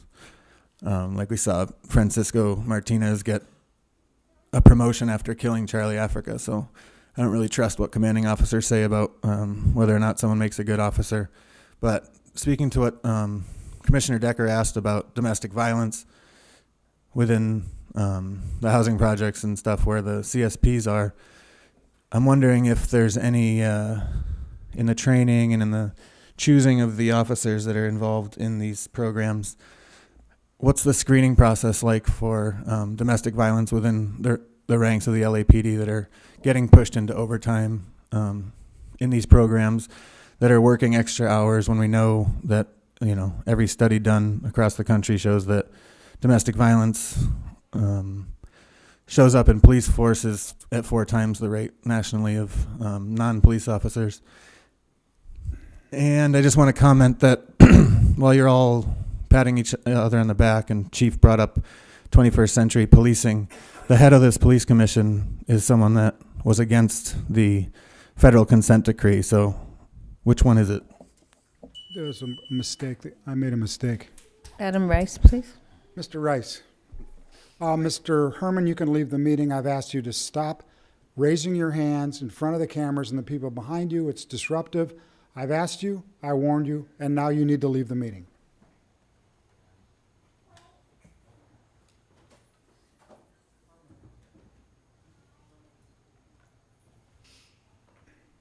Go ahead.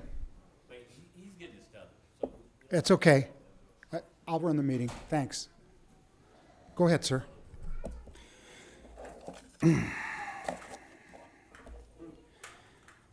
Now, it is disturbing that in this report there is no data on use of force. It is, and I understand it's budget time. It's a rah-rah report. But what is in here is the police running Zumba, yoga, school supplies giveaways, boxing, kid football. I would like to point out that most, if not all, of these programs existed before the CSP was there. They were simply run by community members at 1/5 of the cost. Another problem that we've seen with the CSP is police officers escorting Hackler personnel to people's houses, particularly in Jordan Downs. The Hackler personnel will knock on the door. They'll be there with the police. The police's presence will allow Hackler, without 24 hours required notice, to enter the residence, at which point the police will assist Hackler in the search. This is a regular pattern. We fought it 26 times in 3 years in the Jordan Downs projects alone.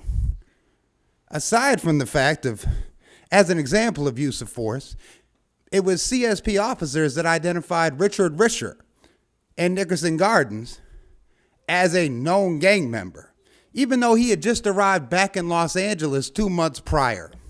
So he was not a known gang member.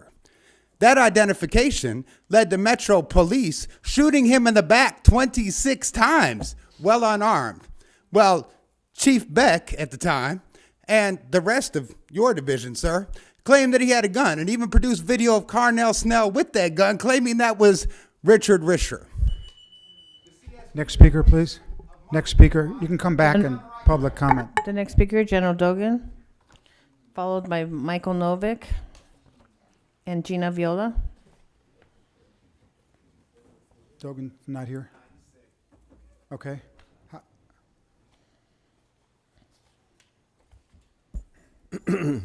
What a sad indictment it is of the LA Police Commission that something you try to slip by in the consent agenda now required over an hour of a dog and pony propaganda presentation.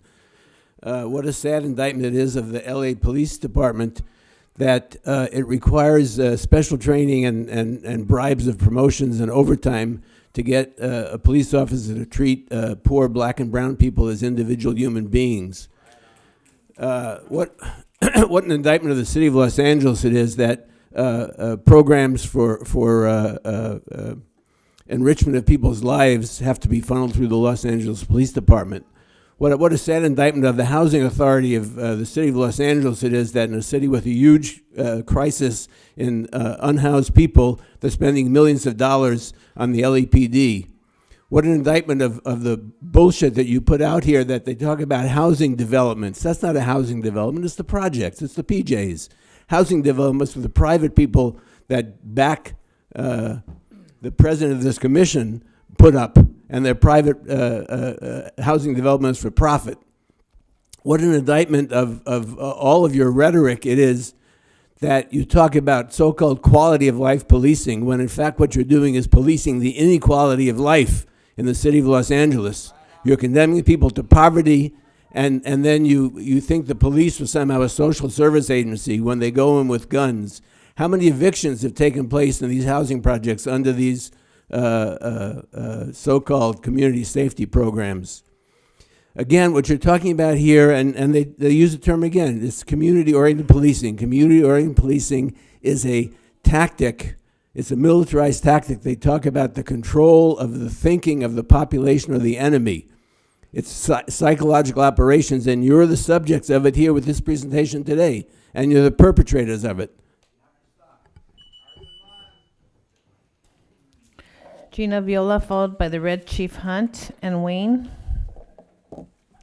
So it was a lengthy presentation, and I have just a few things to lift up. At the beginning, very beginning, we talked about the pre-arrest program, and that to me just sounds a lot like the Minority Report. I don't even understand how we're talking about that in terms of community engagement.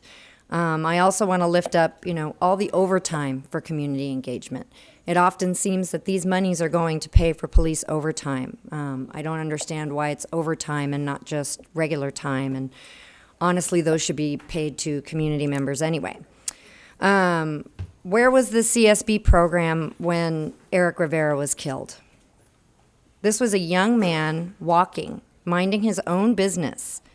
Police shot and killed him, ran him over in a matter of moments upon seeing him. No help was called for him. Where was the community safety in that situation for Eric Rivera? The pageantry of Obama recognizing this program did not save Eric's life. Get off your phone, Steve. Rookie officers, somebody mentioned, are ready for people from housing programs to shoot at them. I'm wondering why you're sending rookie officers into a situation that you would consider to be so dangerous. This didn't make much sense to me in your presentation. Jesse Romero, a 14-year-old running away. Where was the CSP program for Jesse Romero? Grishario Mack was killed inside the Crenshaw Hills Mall. LAPD opened fire inside of a busy shopping mall surrounded by families and children. Where was the CSP program for that? Seems to be these monies would be better spent paying the families of these people that have been killed by police, but you'll leave that to the taxpayers to handle, won't you?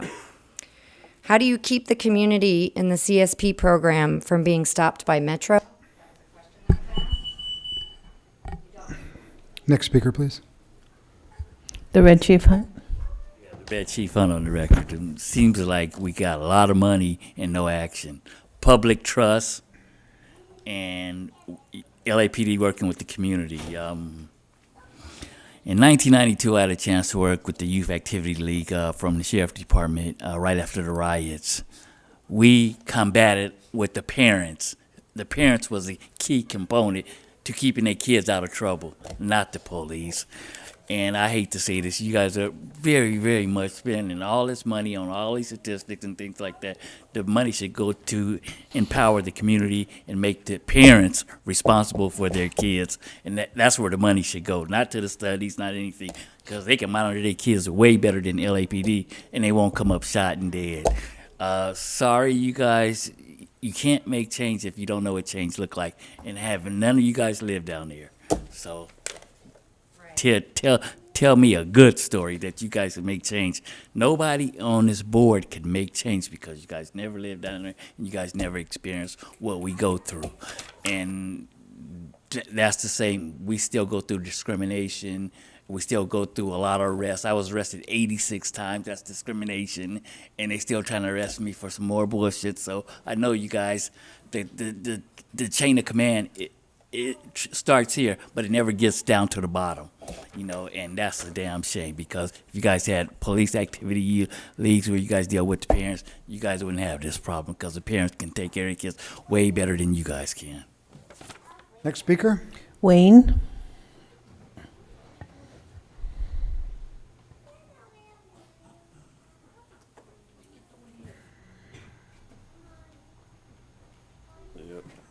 So look at all this dead weight you got here. T-Fang looks like he's near death. You got all of these guys here with all of these. Go on to they're topic, all, or I'm going to It is. It's about the No, it's not. people. You Go gonna ahead. let me speak it for once? Oh, I know when you you're threw on my topic, I colleague will. out, man. It's like, you don't want to hear about it because you know what I'm going to say. You were right. The consent decree was a bunch of bullshit. You were right. See, you're saying now you're taking it back. It was a failure. Judge Gary Allen Fees Next speaker, please. was a punk. Next speaker.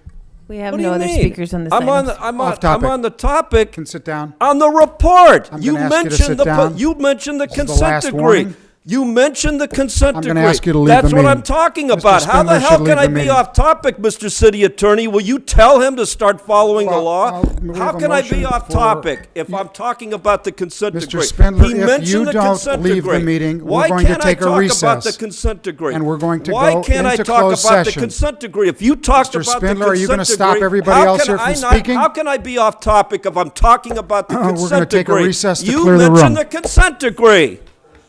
You mentioned the consent decree. It has to be on topic. The consent decree is on topic. You mentioned the consent decree, and that's part of the report. That's part of the report.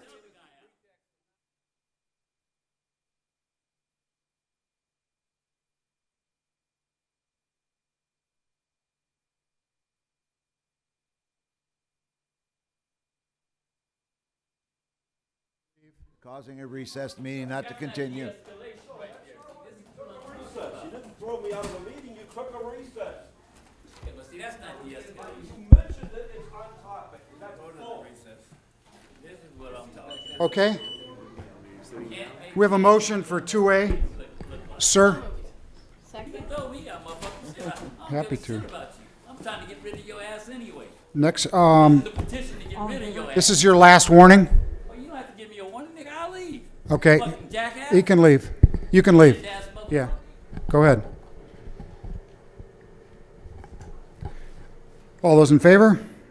Aye. Aye. Anyone opposed? We're going to take 2B and 2C collectively. I don't know what kind of reports we'll do, but if anyone has a comment card on both, they can speak for twice the time. So on, do we have any commissioner questions on 2B or 2C? Okay, do we have public comments on 2B? We have Michael Novick on 2B and Michael Novick on 2C. Okay. Mr. Novick, you can go for both. Yeah, so the other thing was just the report. This is where it takes action. You're talking about accepting $250,000 from the Los Angeles Police Foundation for the Harvard Park Community Safety Partnership Program. and you claim that that's for the benefit of the 77th Street area, which I assume means really the police station, and the community it serves as set forth. So I want to speak in opposition to that. I think that $250,000 is much better spent directly in services for the people in that community, directly in programs for the youth in that community. There's no need to funnel it through the LA Police Department to pay for overtime for police officers. And I think that the Police Foundation needs to be told that they are not to serve as a conduit for shaping the policy of the Los Angeles Police Department in directions that have not been approved by the city. And I think that the money that's going into this is not really serving the community that it's supposed to serve. So I think you should reject the funding, and I think you should tell the LA Police Foundation that there are much better uses of philanthropic and charitable funds in the city to provide housing, to provide jobs, to provide education, to provide enrichment, after-school programs, none of which have to be run by the Los Angeles Police Department, and that this is not a proper action for you to take to recommend that the city council accept this money. The city council should reject the money, and you should advise them to so reject it. And you should advise them to tell the various charitable and philanthropic organizations in the city that the money should be directed directly to the youth organizations, the community organizations, and the educational programs that serve those children, and not to the Los Angeles Police Department. Okay, and now 2C. 2C is another $250,000. So that's a total of $500,000 today alone. This is going to the South Park Community Safety Partnership Program, which, as I said, these partnership programs are part of the strategy of community-oriented policing, which is a militarized program that's based on psychological operations of the military to control the thinking of the population or the enemy. It means that the LAPD is identifying enemies in the population. I want to comment that also for earlier, Sandra Figueroa Villa pointed out fairly effectively, and there was not much of an answer to it, that whatever value this program presents is almost at cross purposes with the rest of the operations of the LAPD, particularly the Metropolitan Division, the gang units, and the other organizations that are constantly criminalizing the population that you claim you're serving.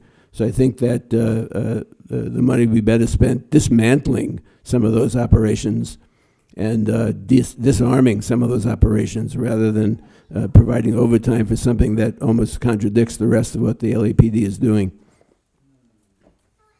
Thank you, sir. I'm going to move approval of items 2B and 2C, both to receive the department's report and transmit to the mayor and city council for acceptance. No, aren't we, is that all we're doing? We're not approving? That's correct. It's Okay. approved by the council because Okay. of the value. Okay, so that's my motion. Do we have a second? All in favor? Aye. Anyone opposed? Yes. No one opposed. Okay, let's go to item number 2D. Thank you very much, guys. Good job. Appreciate it. Thanks for your time. Do we have any commissioner questions on the first quarterly report, supplemental police account? Okay. Do we have any public comments on item number 2D? We have Michael Novick. Mr. Novick? This is item number 2D. Yeah, 2D is the report on the supplemental police account, first quarterly report. Some of the figures in there show that for an expenditure of $46,000 from the accounts, you resulted in a $494,000 of seized funds. I think that handling this just with yes or no, you're looking at basically the cops are using this money to supplement their budget. And so that's a return on investment of 110% on the $46,000 from the fund that was used to raise another $500,000 in funding for the LAPD. And I think that just in the course of the today, you had the previous $500,000 and another $500,000 here in the supplemental police account of confiscations. I don't know how much else besides the cash in terms of vehicles were captured by the LAPD in this program and turned into cash to finance further police operations. But when the police department is already using more than half of the entire city operating budget, I think it's unconscionable that you're carrying out these kinds of confiscations, and so I think you should not accept this report without looking much further into how the money is being spent once they capture it. And there have been a lot of scandals around the country of these kind of civil seizures, asset forfeitures that the police department used to feather their own nest.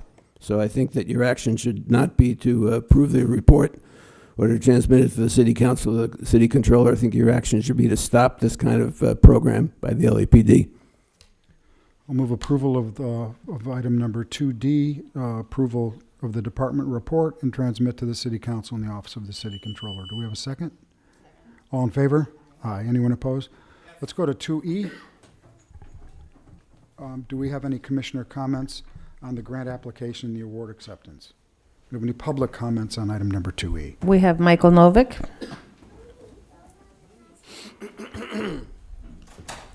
So this is another grant application. It's transmittal and approval of the grant and application award acceptance. It doesn't mention it in your agenda, but it's another $150,000 from I think it's a California state program. This is for so-called forensic science.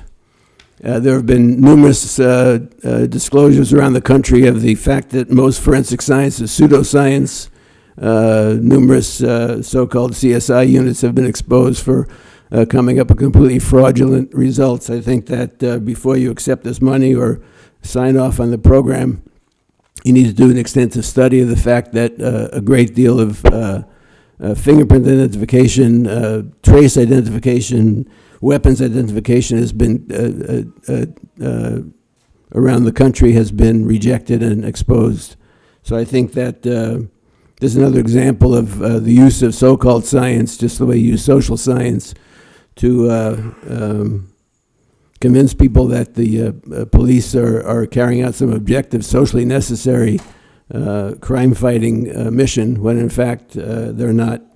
So I think that you should not accept this grant, and I think you should instead investigate the overturning of numerous court cases, the exposure of FBI and other labs around the country to the falsified information and data in order to get prosecutions and convictions, and I think that you're remiss in your duty, as you usually are. I'll move to approve the department report and transmit it concurrently to the mayor and city council, item 2E. Do we have a second? Second. All in favor? Aye. Okay, let's go to item number 3, report of the chief. Good morning, chief. Good morning, Commissioners, and I want to report on, first of all, significant events. I want to talk briefly about an in-custody death investigation that sprang from May 16th,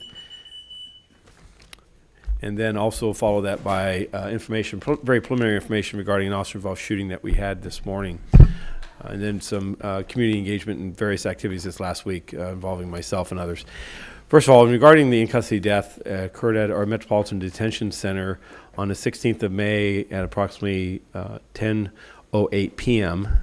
And this involved a Mr. Stanley Broach, male African-American, and he was arrested earlier in the day at approximately 2:25 in the afternoon by Metropolitan Mounted Unit personnel. That arrest was without incident, and it was for allegedly possession of narcotic paraphernalia. He was later booked and processed at the Metropolitan Detention Center here downtown, and again, a few minutes after 10 o'clock that evening, he was discovered in medical distress by our custody personnel. Detention officers there then began pulmonary resuscitation and CPR and attempted life-saving efforts until the arrival of LA Fire Department personnel. While the LA Fire personnel were on scene, they pronounced Mr. Broach's death. Force Investigations Division investigators responded, as did the Office of Inspector General. FID assumed the investigative responsibilities for this incident, and investigators from the medical examiner responded and took custody of Mr. Broch's remains, and an autopsy is pending. Secondly, this morning, actually late last night, just after 11 p.m., on the 10,800 block of South Broadway in the southeast area, Southeast patrol officers conducted a traffic stop. And this involved an African-American male, 35 years of age, in the vehicle. During the course of that stop, the very preliminary information I have at this point is that the individual exited the vehicle and officer-involved shooting occurred, and the suspect fled on foot. The officers, responding officers, actually located and detained the individual, and he found that he had sustained multiple gunshot wounds. A firearm was recovered from the vehicle itself, and there was no officers injured in this incident. The involved suspect was transported to a local hospital and is in stable condition. Again, this investigation is only hours old, so the information I have on it is very, very preliminary. Regarding significant events this last week, I want to talk about first, had a proud opportunity to attend the 2019 Mothers Against Drunk Drivers DUI Awards, where a host of officers from LAPD were recognized for their enforcement involving driving while impaired, and recognized for the safety that they bring to our streets. Driving under the influence remains one of the most critical public health challenges of our time, with more than 1,100 people last year dying in the state of California to DUI. Here in Los Angeles, that number, I believe, was 11 fatalities. All of those entirely preventable. So our enforcement efforts are important. The enforcement effort is augmented, I will say, by grants that have provided the organization with the ability to do additional enforcement efforts with our motor officers and DUI experts. Additionally, last Wednesday night, I attended a rally that was assembled by the community as well as by 77th Division at Vermont Square in the 77th area, where the night before, a 5-year-old was struck by gunfire along with 3 other individuals, one of those individuals who have since died, while at the park, apparently engaged in what people do in the evening in a park, which is enjoying the environment. When 4 individuals, is the information I have at this point, arrived via a vehicle, got out of the vehicle wearing masks or things obscuring their face, and began firing multiple weapons into the crowd. By the grace of God, the 5-year-old, which was struck by one of those rounds, appears that she will survive the injury. That following night, though, I'm proud of the community of Vermont Square, as both the neighborhood council meeting, which that Tuesday night was actually just dismissing or releasing their neighborhood council meeting when this gunfire erupted, but members of that council, as well as community members surrounding that park, came out and to stand in unison about not accepting that violence. Our investigation has been aggressive since the night of that event, and I believe that is a case that we will solve, because we have members of the community that are working with us, in some instances anonymously, which is we certainly encourage if that's their desire. To identify the individuals responsible for this heinous act. But what I bring out is that while violence in Los Angeles remains low in regards to historical standards, we still see instances such as this, particularly this year in the 77th area, where the impact of what may be in this instance gang-related, but certainly street violence has a terrible toll upon innocent lives. And I appreciate that the community's presence there, along with Skip Townsend from Second Call, other GRID community engagement interventionists, were there to talk about what can be done. I'm also encouraged Councilman Price was there, and we in the community, as it looked for safety, we began discussions with the councilman about added lighting and other measures that within the park itself can help bring security and increased sense of safety. Camera systems, there are capital improvements. These are not policing solutions.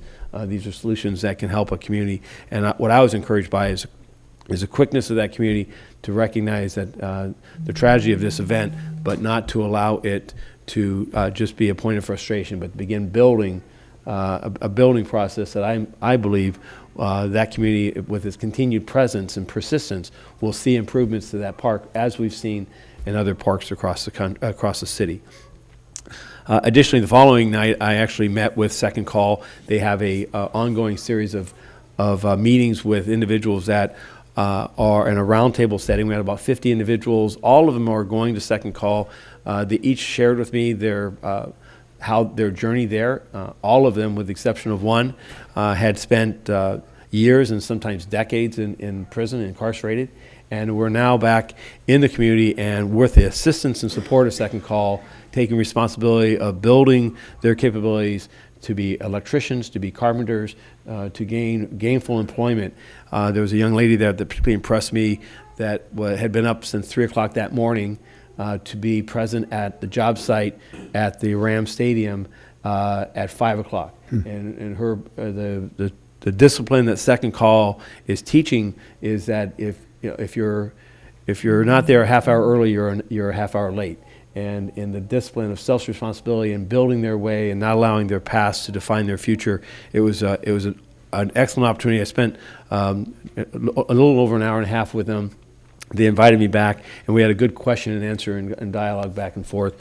I had other members of our department there as well, and again, I think it helps us put a face and an understanding of people in our communities, and also us, as we shared in our common past, as well as the differences that we have. I also attended, and I want to thank Mr. Chiefink and Inspector General Smith, along with Chief of Staff for Mayor Garcetti, Ana Guerrera. On Saturday, we had 354 cadets graduate from our most recent academy. In that graduation, I had the opportunity to call out and thank the Wells Fargo Corporation as well as Cal State University Northridge. Wells Fargo has begun an effort with us where they provide financial literacy training to these young cadets, an area of where we have seen, I made in my remarks, one of the challenges we see in hiring prospective recruits, as well as I know with my own family that people who in their teenage years get into financial difficulties and the stage of how that can set them up for the inability to take on life's ambitions. So this financial literacy training and development that Wells Fargo is now joining us in, I think will help shape these lives. Cal State University Northridge has begun, and their involvement with the cadet program is to provide public speaking training for our cadets to increase the volume and the voice of these young people and their confidence in their ability to have a voice. And the benefit of that for us has been also, in this first iteration, is the professor talking about how the young people that are undergraduate students that are the teachers of this, how much they benefited from their exposure and interactions with the youth. And that it was on what we see in all our instances where this social contact, this informal manner of just sharing information back and forth improves perspectives and understanding and empathy on all involved. I want to congratulate Chief Grimaller, Commander Woodyard, and I called out that day Detective Mike Bland, who's been an absolute leader in the cadet program and evolving it to address 21st century needs of our young people and in setting those young people up for success, not necessarily in law enforcement, but as just responsible adults. And I was pleased to be a part of that and proud of that morning. Yesterday, we attended the Mayor and the Human Relations Commission Interfaith Iftar across the street, and with the close of Ramadan and the opportunity to break bread and break the fast, it was a good opportunity in our most latest iteration of our outreach and engagement with the not just the Muslim community, but in the Interfaith Council there last night. Had members of our Jewish community there. It was also an opportunity to take questions and answers and clarify and make remarks relative to the department and this city's commitment to the Muslim community and to all communities of faith of ensuring their dignity, their respect, their safety, and that as a department in very divisive times that we are not going to allow those words of hate and division to create gaps here in Los Angeles. Moving over to crime, I want to, I'm taking some comfort that this last week we saw a further reduction in our crime rates, including a slowing in our shooting violence. This year to date, we have a 4% reduction in homicides. That's 4 fewer homicides this year to date versus last. We have 434 fewer violent crimes, which represents just over a 4% reduction. And we have a overall Part 1 crime reduction of 7%, which is 3,411 fewer Part 1 crimes year to date. Our shooting violence did slow with 14 shooting victims last week. However, the challenge there was that 10 of those shooting victims was in 77th area. And so that continues to be recognizing that the Vermont Square was 4 of those, but still, nonetheless, that's an area, as Captain Pagliaga and Captain Ramirez and Captain Randolph are all attesting, these are challenges that they're facing with an increase, we believe, primarily of gang-related shooting violence back and forth. So our engagement with GRID, our engagement with the community is critical as we deal with this. We did see a reduction. We are still below 2017 levels. 60 fewer shooting victims this year as a city than last. But in 77th area particularly, we are seeing year-to-date increases that are more on track to what that division saw in 2015, some 4 years ago. So we've lost some gains there, and our work is to restore that, to restore those that sense of safety there by seeing a reduction in that shooting victims. Year to date, our gang-related shootings have increased 23%. Again, the focus of our increase is not entirely in South Los Angeles. There is a slight increase of 4% in Central area. Central Bureau and Valley Bureau is at 1%. West Bureau continues to be the bright spot with a 7% reduction in gang-related violence. For officer-involved shootings, with last night's shooting at just before midnight, that will be our 8th officer-involved shooting this year. 7 of those will have a hit, in the sense of the individual that we're shooting at was struck, 1 a non-hit. There have been a total of 4 of the 8 involved in fatality. In regards to last year's numbers, with 8 shootings this year, last year that number was 12, and our 4-year average is 17. Our fatals this year are 4 versus 6 last year, and our 4-year average is just near 7. So we have seen the continuation, if you will, the reduction in officer-involved shootings. I want to thank Mr. Soboroff for his, Commissioner President Soboroff for his partnership, and I did put together an op-ed with Mr. Soboroff's participation, calling out the overall reduction in officer-involved shootings, the path, how we have gotten here, I believe, and also the path forward. And that was sent to the LA Times last Friday, and I'm hopeful of their being receptive. I think that in today's environment, that providing visibility on these successes to a public that oftentimes is not hearing a full narrative is important, that the policies and training and procedures and accountability that's in place here in Los Angeles is making a difference, as well as the rank and file and their work in taking on those added responsibilities and navigating what times can be violent encounters. And I want to, and I'm hopeful that the LA Times sees it that's worthy of bringing further attention to that. Moving over to our traffic statistics. Year to date, involving our serious injuries and death collisions, we're effectively flat with a 1.8% reduction, 498 serious injuries or deaths. 84 of those were fatalities. Last year, that number was 92. So we do have a slight reduction of 6 fewer fatalities this year, but the overall nature of the serious injuries and or deaths, which sometimes is just a slight difference, is relatively flat. Area that is of concern is that we're seeing an increase in DUI-related serious injuries and deaths, with 33 year to date. 5 of those are fatalities. Last year, That number was 26 with 5 of those fatalities. So that's an area that we've seen some upward pressure, which is somewhat counter to the trend that we've seen the last couple of years. So that's something that bears watching. Motor vehicle versus pedestrians. We have 49 pedestrian fatalities this year versus 43 last year, for an increase of 6. And bicyclists involved fatalities, we have 5 this year versus 7 last year. Our personnel numbers, we are at 9,997 personnel, and the civilian staffing is at 2,976, and our our reserve officers are at 395, and our cadets are at 1,428. And that concludes my remarks. I'm happy to answer any questions. Commissioner, questions of the chief?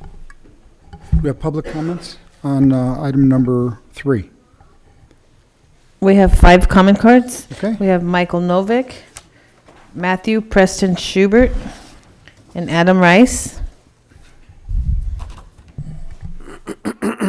Yeah, I think it's very unfortunate that there was an in-custody death and another LAPD shooting, both involving African-American males this week. I think it's good that there's been a reduction in the shootings, but every one is another one too many. I was curious about the Wells Fargo financial literacy training for the cadets. I don't know if you read recently, but there's been studies that show that a disproportionate impact of student loans on black collegians, and so I'm curious if the Wells Fargo financial literacy training takes into account the racism in the economic system that impacts young black people disproportionately compared to others. And I'm curious also about the disjunction, because you report the crime statistics every one of these weeks, but in the whole presentation we listened to here, both the officers who made the presentation and you yourself talked about the fact that the data don't always reflect reality. And given that you're constantly talking about data-driven policing, for you to acknowledge that, in fact, the data often paint a false picture, that sometimes if the police change their behavior sufficiently, that the community's fear and mistrust of the police is reduced, it results in more crime being reported. I think you need to acknowledge that most of your crime statistics are bullshit.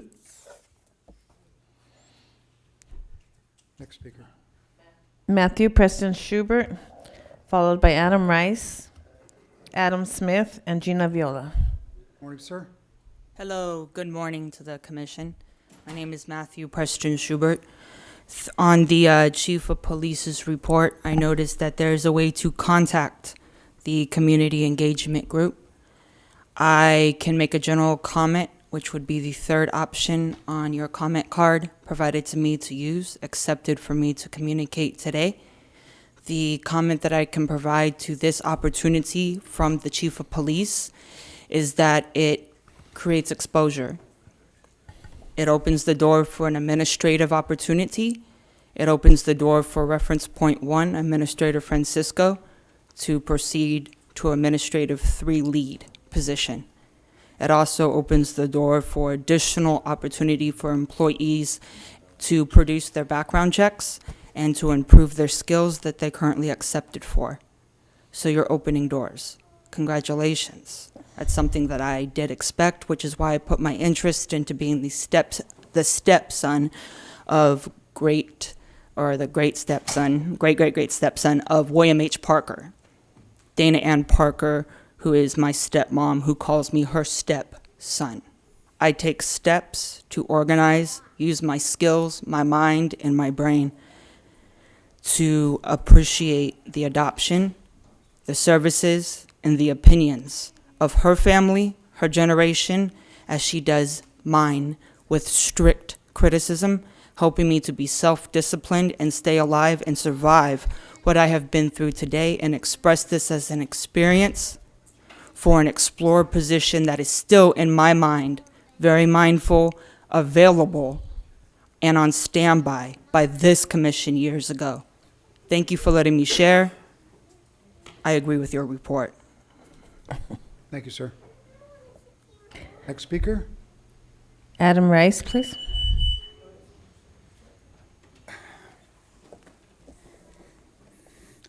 Well, Ramadan Mubarak, sir. You're a little early for Eid, but that's cool. Thank you for trying. So, Chief,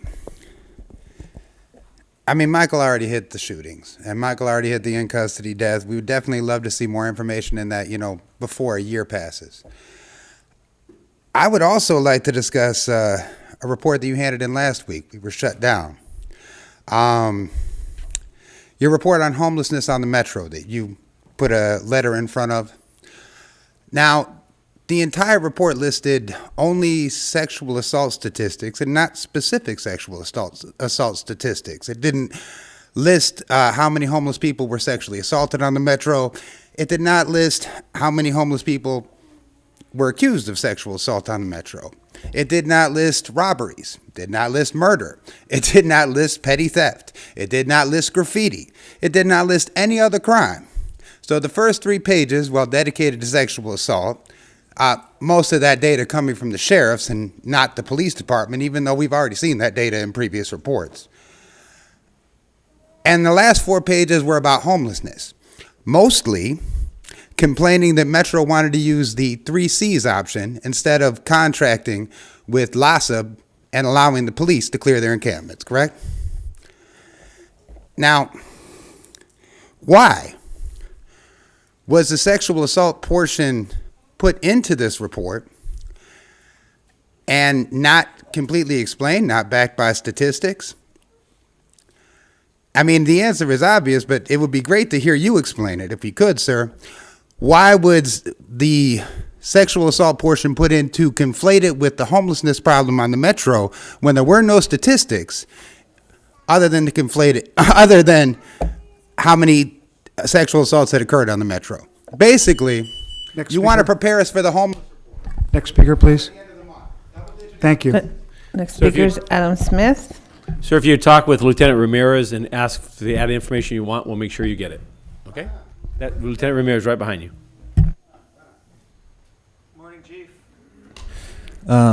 It's been a few weeks.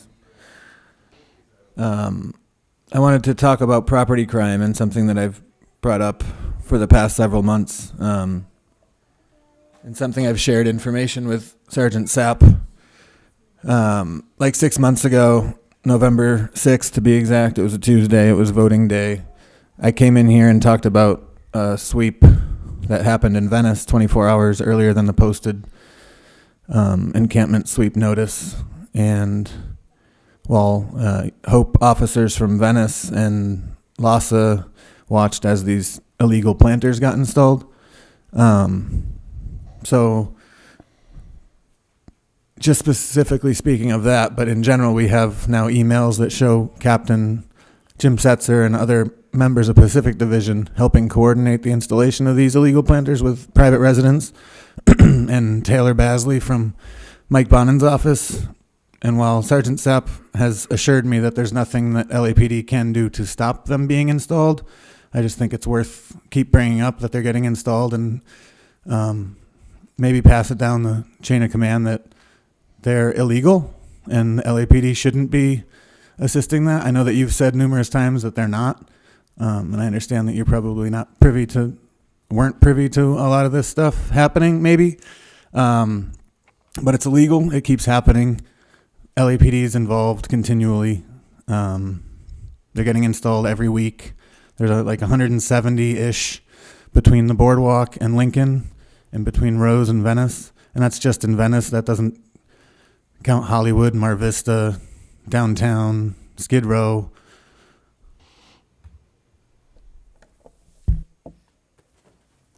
Gina Viola, please.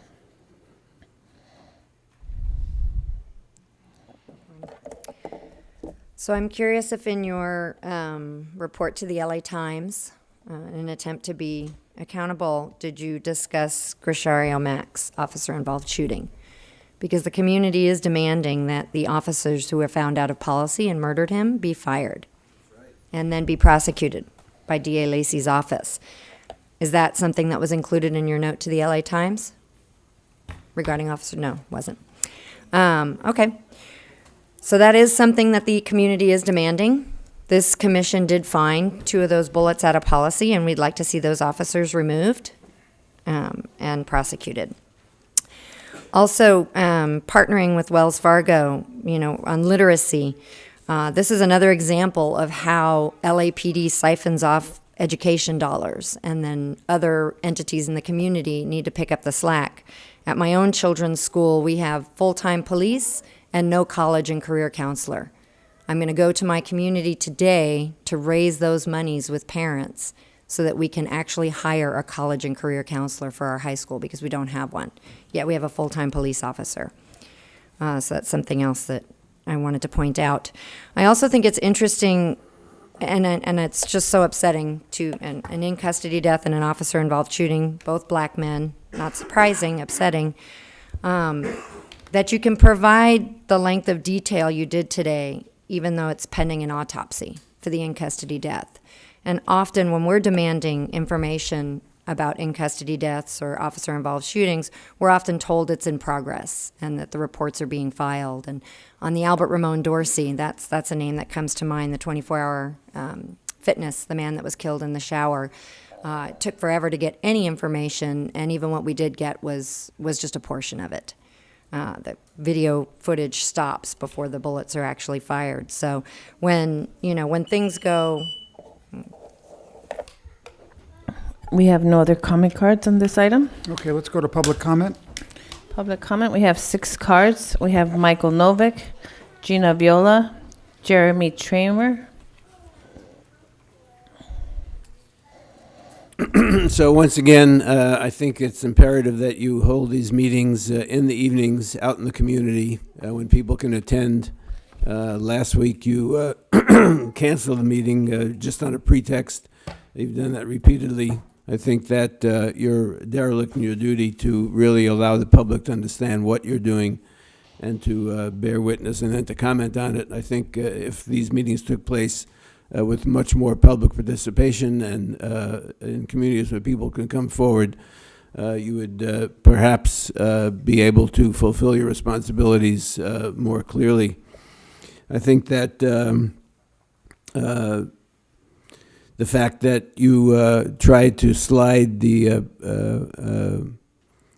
community safety program through on the consent agenda originally, and as Adam Smith commented, you were forced really by the questions from the audience, and the fact that Commissioner Bonner probed a little further to take it off that consent agenda and then present it in the way you did today is evidence of the fact that you are concerned about what the public thinks about what the LAPD is doing, and you think you have to sell it.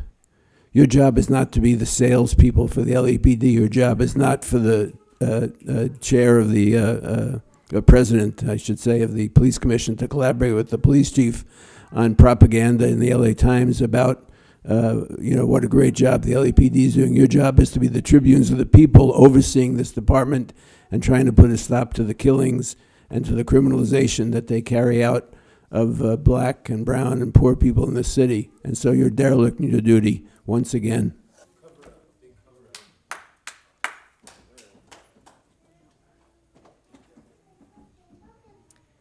I also want to speak about what goes on in this room. The last several weeks, we have not made it through a full meeting before you've recessed for a variety of reasons. Some I think is by design to discredit some of us who take our own time to come here week after week. You're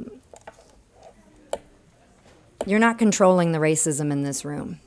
Last week when the meeting got shut down, a black man stepped to the podium. He didn't utter a single word, and you recessed the meeting. He might have said hi, but he said nothing other than that. And he went out of order, which I've seen happen in here oftentimes. We do it to move things quickly. You let people go however they're lining up in the room. But it's a tall black man steps to the podium, and the meeting was shut down immediately, just from him stepping up to the podium. I don't know how this can possibly be an oversight board. The chief of police sits with you. We're here at the LAPD headquarters. You've yet to have one of these meetings out in the community this year. These meetings need to be held out in the community, various locations, and at a time when working people can attend them. This has not been an easy choice I've made in my life to make sure that I'm able to be here on Tuesday mornings. Lots has had to change in my scenario just to get here, but it's important to me. And I'm making it important to lots of other people as well. Well, I'm not making it important to them, you are. Mr. Soboroff, it's so clear you have no respect for anyone that's sitting here. It just is. Even today, when the chief walked in, you had a snarky comment about, we're talking about you, so it's a good thing you're here. Because somebody was referencing the drop payments and other payments. It's palpable, and it's hard for people to keep attending when you have such lack of respect for them. So do better. Next speaker, please. Jeremy Tramer, followed by Jeffrey Deshaw. Steve Soboroff, the next time you violate the Brown Act by unilaterally shutting down the meeting, like you have the last couple weeks, check out everyone else's faces on the board. See how they look at you. See who they're angry at. It's not us, it's you. Watch how they linger when you stand up, hoping you change your mind. This board doesn't have your back, Steve. If you don't believe me, go on YouTube after this meeting and take a look at the footage. Every meeting is up there. See how the people next to you react. Today, when you stood up to clear the room, only one or two other people up there joined you. The members of this board are some of the most despicable people in this city, but even they think you're a bully. They won't tell you this, of course, but look at their body language and look at their eyes. They hate you, Steve.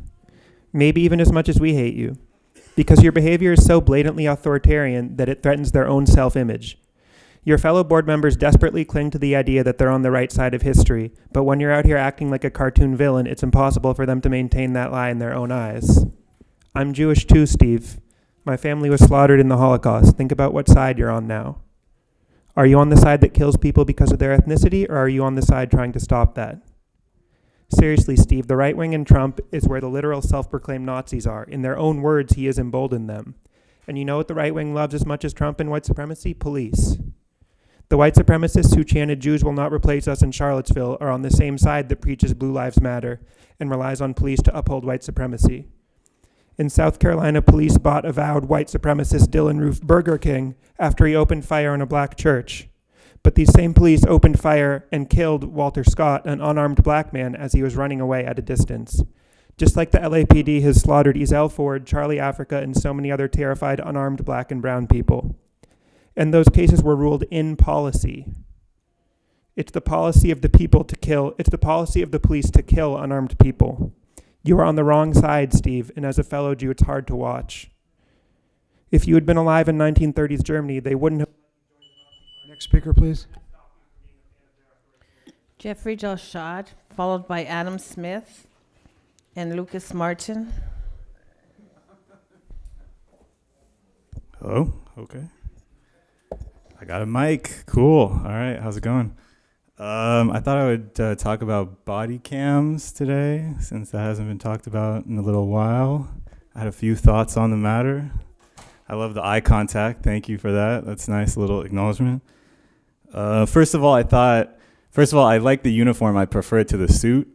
I feel like there's some type of communal sense about it or something. I think that maybe like the command staff, if you're serious about body cams, you could also, first of all, wear body cams as a sign to the enlisted men in the army or whatever that, body cams are for everyone, things are for everyone, the goose and the gander. Oh yeah, the other thing, in lieu with my previous Star Trek obsession and comments, in Star Trek, the little thing they have on the uniform, it's also like a technological device. It's a they call it a communicator, so you can communicate. So I was thinking maybe you've got all these billions of dollars, maybe your badge could be a camera. It could be both at the same time. And that way when you put on the badge, you're also putting on the camera, and everyone with the badge has a camera, and it's like you're going into the future.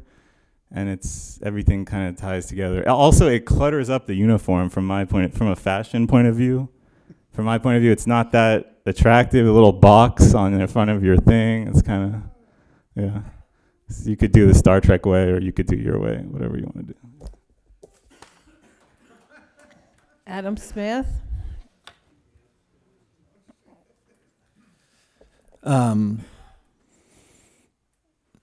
Continuing on about the planter, something that I just thought about last 2 weeks ago. Last week I talked to Sergeant Sapp before the meeting, and made the joke that I was going to go out and take them out because they're illegal structures. And yeah, he shook his head at me and assured me that these are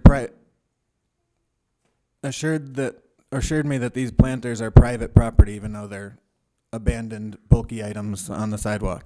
And I just want to talk about that for a second because I try to go to the Venice sweeps most every week and see the work of the sanitation department and the LAPD confiscating people's belongings that are over 60 gallons that don't fit in the 60-gallon bag. And it just really irks me that these abandoned planters that Sergeant Sapp assures me are private property and can't be vandalized without committing a felony, those are 180 gallons on average. So and I mean you, the LAPD, not enforcing the illegal installation of these structures is also letting private residents hold 3 times the amount of property abandoned on a sidewalk that you let actual humans hold on the sidewalk. And it's pretty despicable that you all are allowing to happen and not doing anything to take them out. And I've brought it up before. It's actually an idea from an unhoused friend of mine in Venice. If he went to Home Depot with $300 and bought a bunch of wood and built an illegal structure in the middle of the sidewalk without getting a permit because the Bureau of Engineering wouldn't give one, as they told Sergeant Sapp, for something in the middle of the fucking sidewalk, he wouldn't be allowed to build something. Private residents in Venice are, thanks to Jim Setzer and others. Mr. Smith, if you would speak with Lieutenant Raffish, I'd like for you to have a sit-down meeting with Captain Setzer. Mr. Smith, if you would, there is an entire effort going on today to enforce the illegal placement of planters both within the Venice community as well as others. This is a matter of the Department of Public Works and working with Mr. Jeff Gorell, Deputy Mayor of Homeland Security and Public Safety. And so if you would sit down with Mr. Setzer, I believe he can update you on the posting that's going on and the removal of those units that were in place there unlawfully. The next speaker, Lucas Martin, followed by Matthew Preston Schubert. Mr. Martin?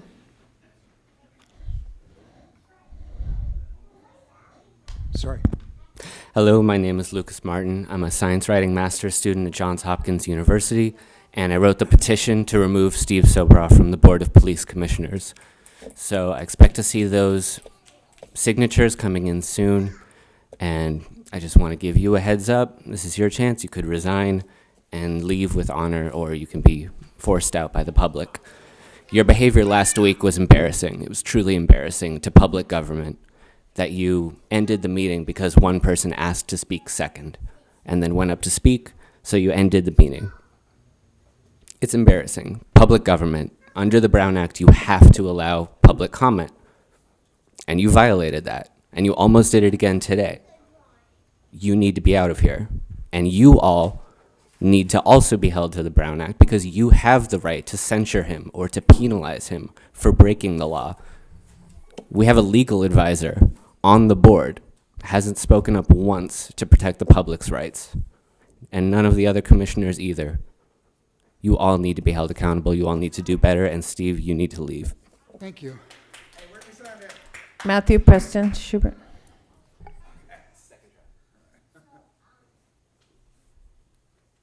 Hello, my name is Matthew Preston Schubert.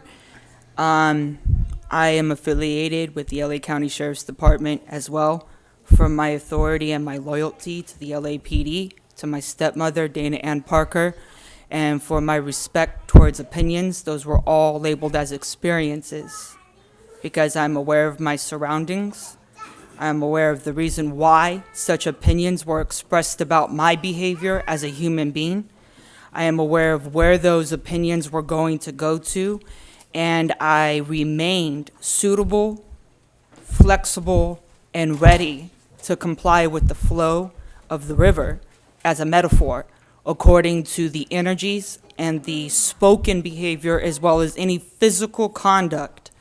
I continue to remain aware, humble, alert, and ready to ask permission to proceed to express my opinion, as well as waiting for an exact opportunity to be direct and assertive without looking down at my paperwork, without just looking at my presentation, but looking down at myself, my paperwork, my presentation, and your face.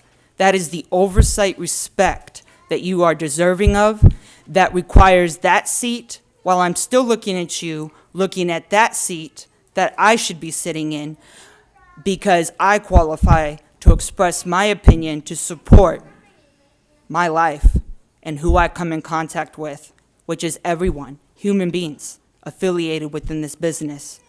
I attend the Oversight Committee for the LA County Sheriff's Department more than 3 times. I'm on the list to attend the Malibu Oversight Committee for the County Sheriff's Department Oversight System. I'm telling you, they support you. I'm telling you, they listen, they soak it up, and you can communicate with them, and you can also attend the meeting. Please come. You are invited. Thank you. We have no other public comment cards on this item. We have 2 cards on 5A1. Okay. We have Adam Smith and Michael Novick. We're on 5A1 now. Yes, sir. So I'm wondering, this shooting, I'll wait till you're done, Steve, and I can have my time back. Can I have my time back? Yeah. Can I have my time back? Thank you. Appreciate Got it. it back. So this shooting of Guillermo Perez was in front of a Van Nuys homeless shelter last June, and after LAPD got there and escalated the situation, supposedly Perez grabbed Elizabeth Tollison and put a knife to her neck, and the LAPD officers shot, I think, 18 bullets and killed them both. And I see Guillermo Perez's name on the closed session, but I'm wondering, I kind of know that we won't see Elizabeth Tollison's because you blame him for her death and not the LAPD officers that shot her. And I'm wondering if she is ever going to be on the closed session, because she is a victim of an officer-involved shooting, quote unquote. Why wouldn't it be on the same one? Is in the same shooting? Why isn't her name on the same closed session? And further, I'm wondering if your family liaison unit, which supposedly reaches out to all victims of the LAPD, and I assume did for Mr. Perez, I'm hoping that they did for Elizabeth Tollison's family as well, who are local.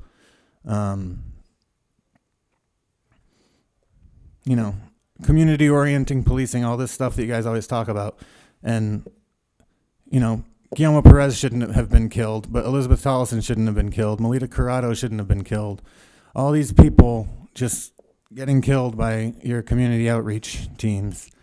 I ran out of time in my public comment. And I want to apologize, Steve, for whatever trauma you've gone through in your life to turn you into such a child. Off topic. Oh. That's on topic. Next speaker. Michael Novick. Your pants are falling off.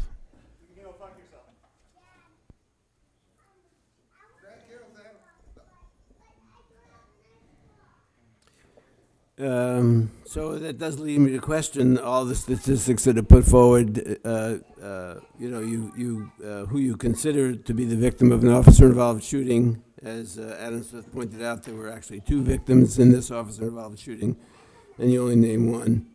The one you named is Hispanic, and most of the people you intend to shoot are black and Hispanic, but other people get caught in the shooting. You have 1 police officer 3, and then 2 police officer 2s and 2 police officer 1. So that's 5 more officers involved in this shooting. This is the 40th incident. It's not the 40th shooting, obviously, but you had, by June of last year, you had 40 incidents that require you to look into discipline, dismissal, release, public employee performance evaluations. How many of those have been dismissed? 0. So I think that you're failing in your responsibility and your duties, and I think you should, when you have that many cases and that many incidents, you need to look at the systemic nature of the problem, not just the individual officers involved. And you need to re-examine the statistics you put out as to how many people have died in officer-involved shootings in the city. And so I would urge you to hold these officers to account, but I would urge you more specifically to extract some lessons from this one as to how to actually de-escalate and what the consequences and costs of the kinds of policies you put in place are. I don't know why the mic is so weird.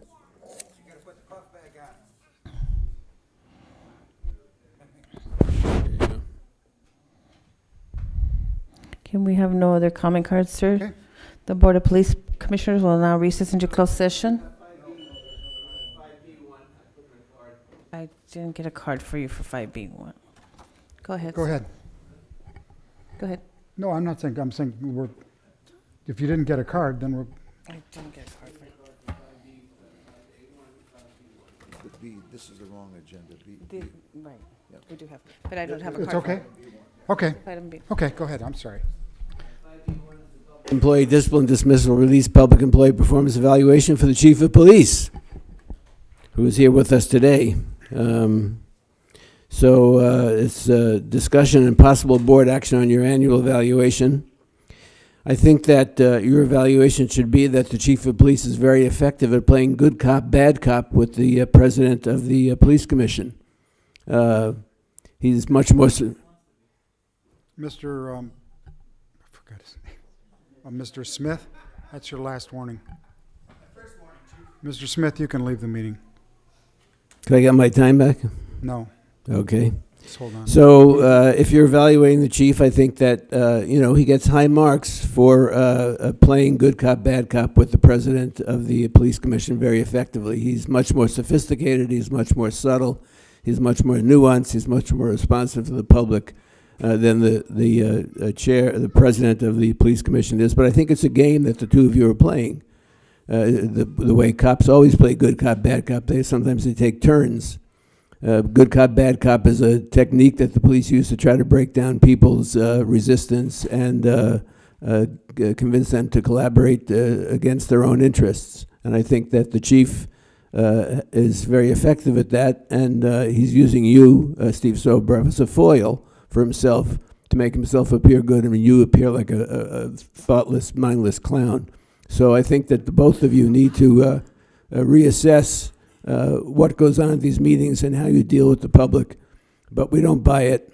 And I think that the actual evaluation of the chief of police is that in addition to his $1,000 a day, he's constantly bleeding money out of the week after week. We've had requests for additional payments for his expenses to go to these various conferences. He was out of town for a week, and the day he got back, somebody was shot and somebody died at the hands of the LAPD. So I think that he's not doing his job. The Board of Police Commissioners will now recess into closed session to discuss items number 5A and 5B in accordance with Government Code 54957.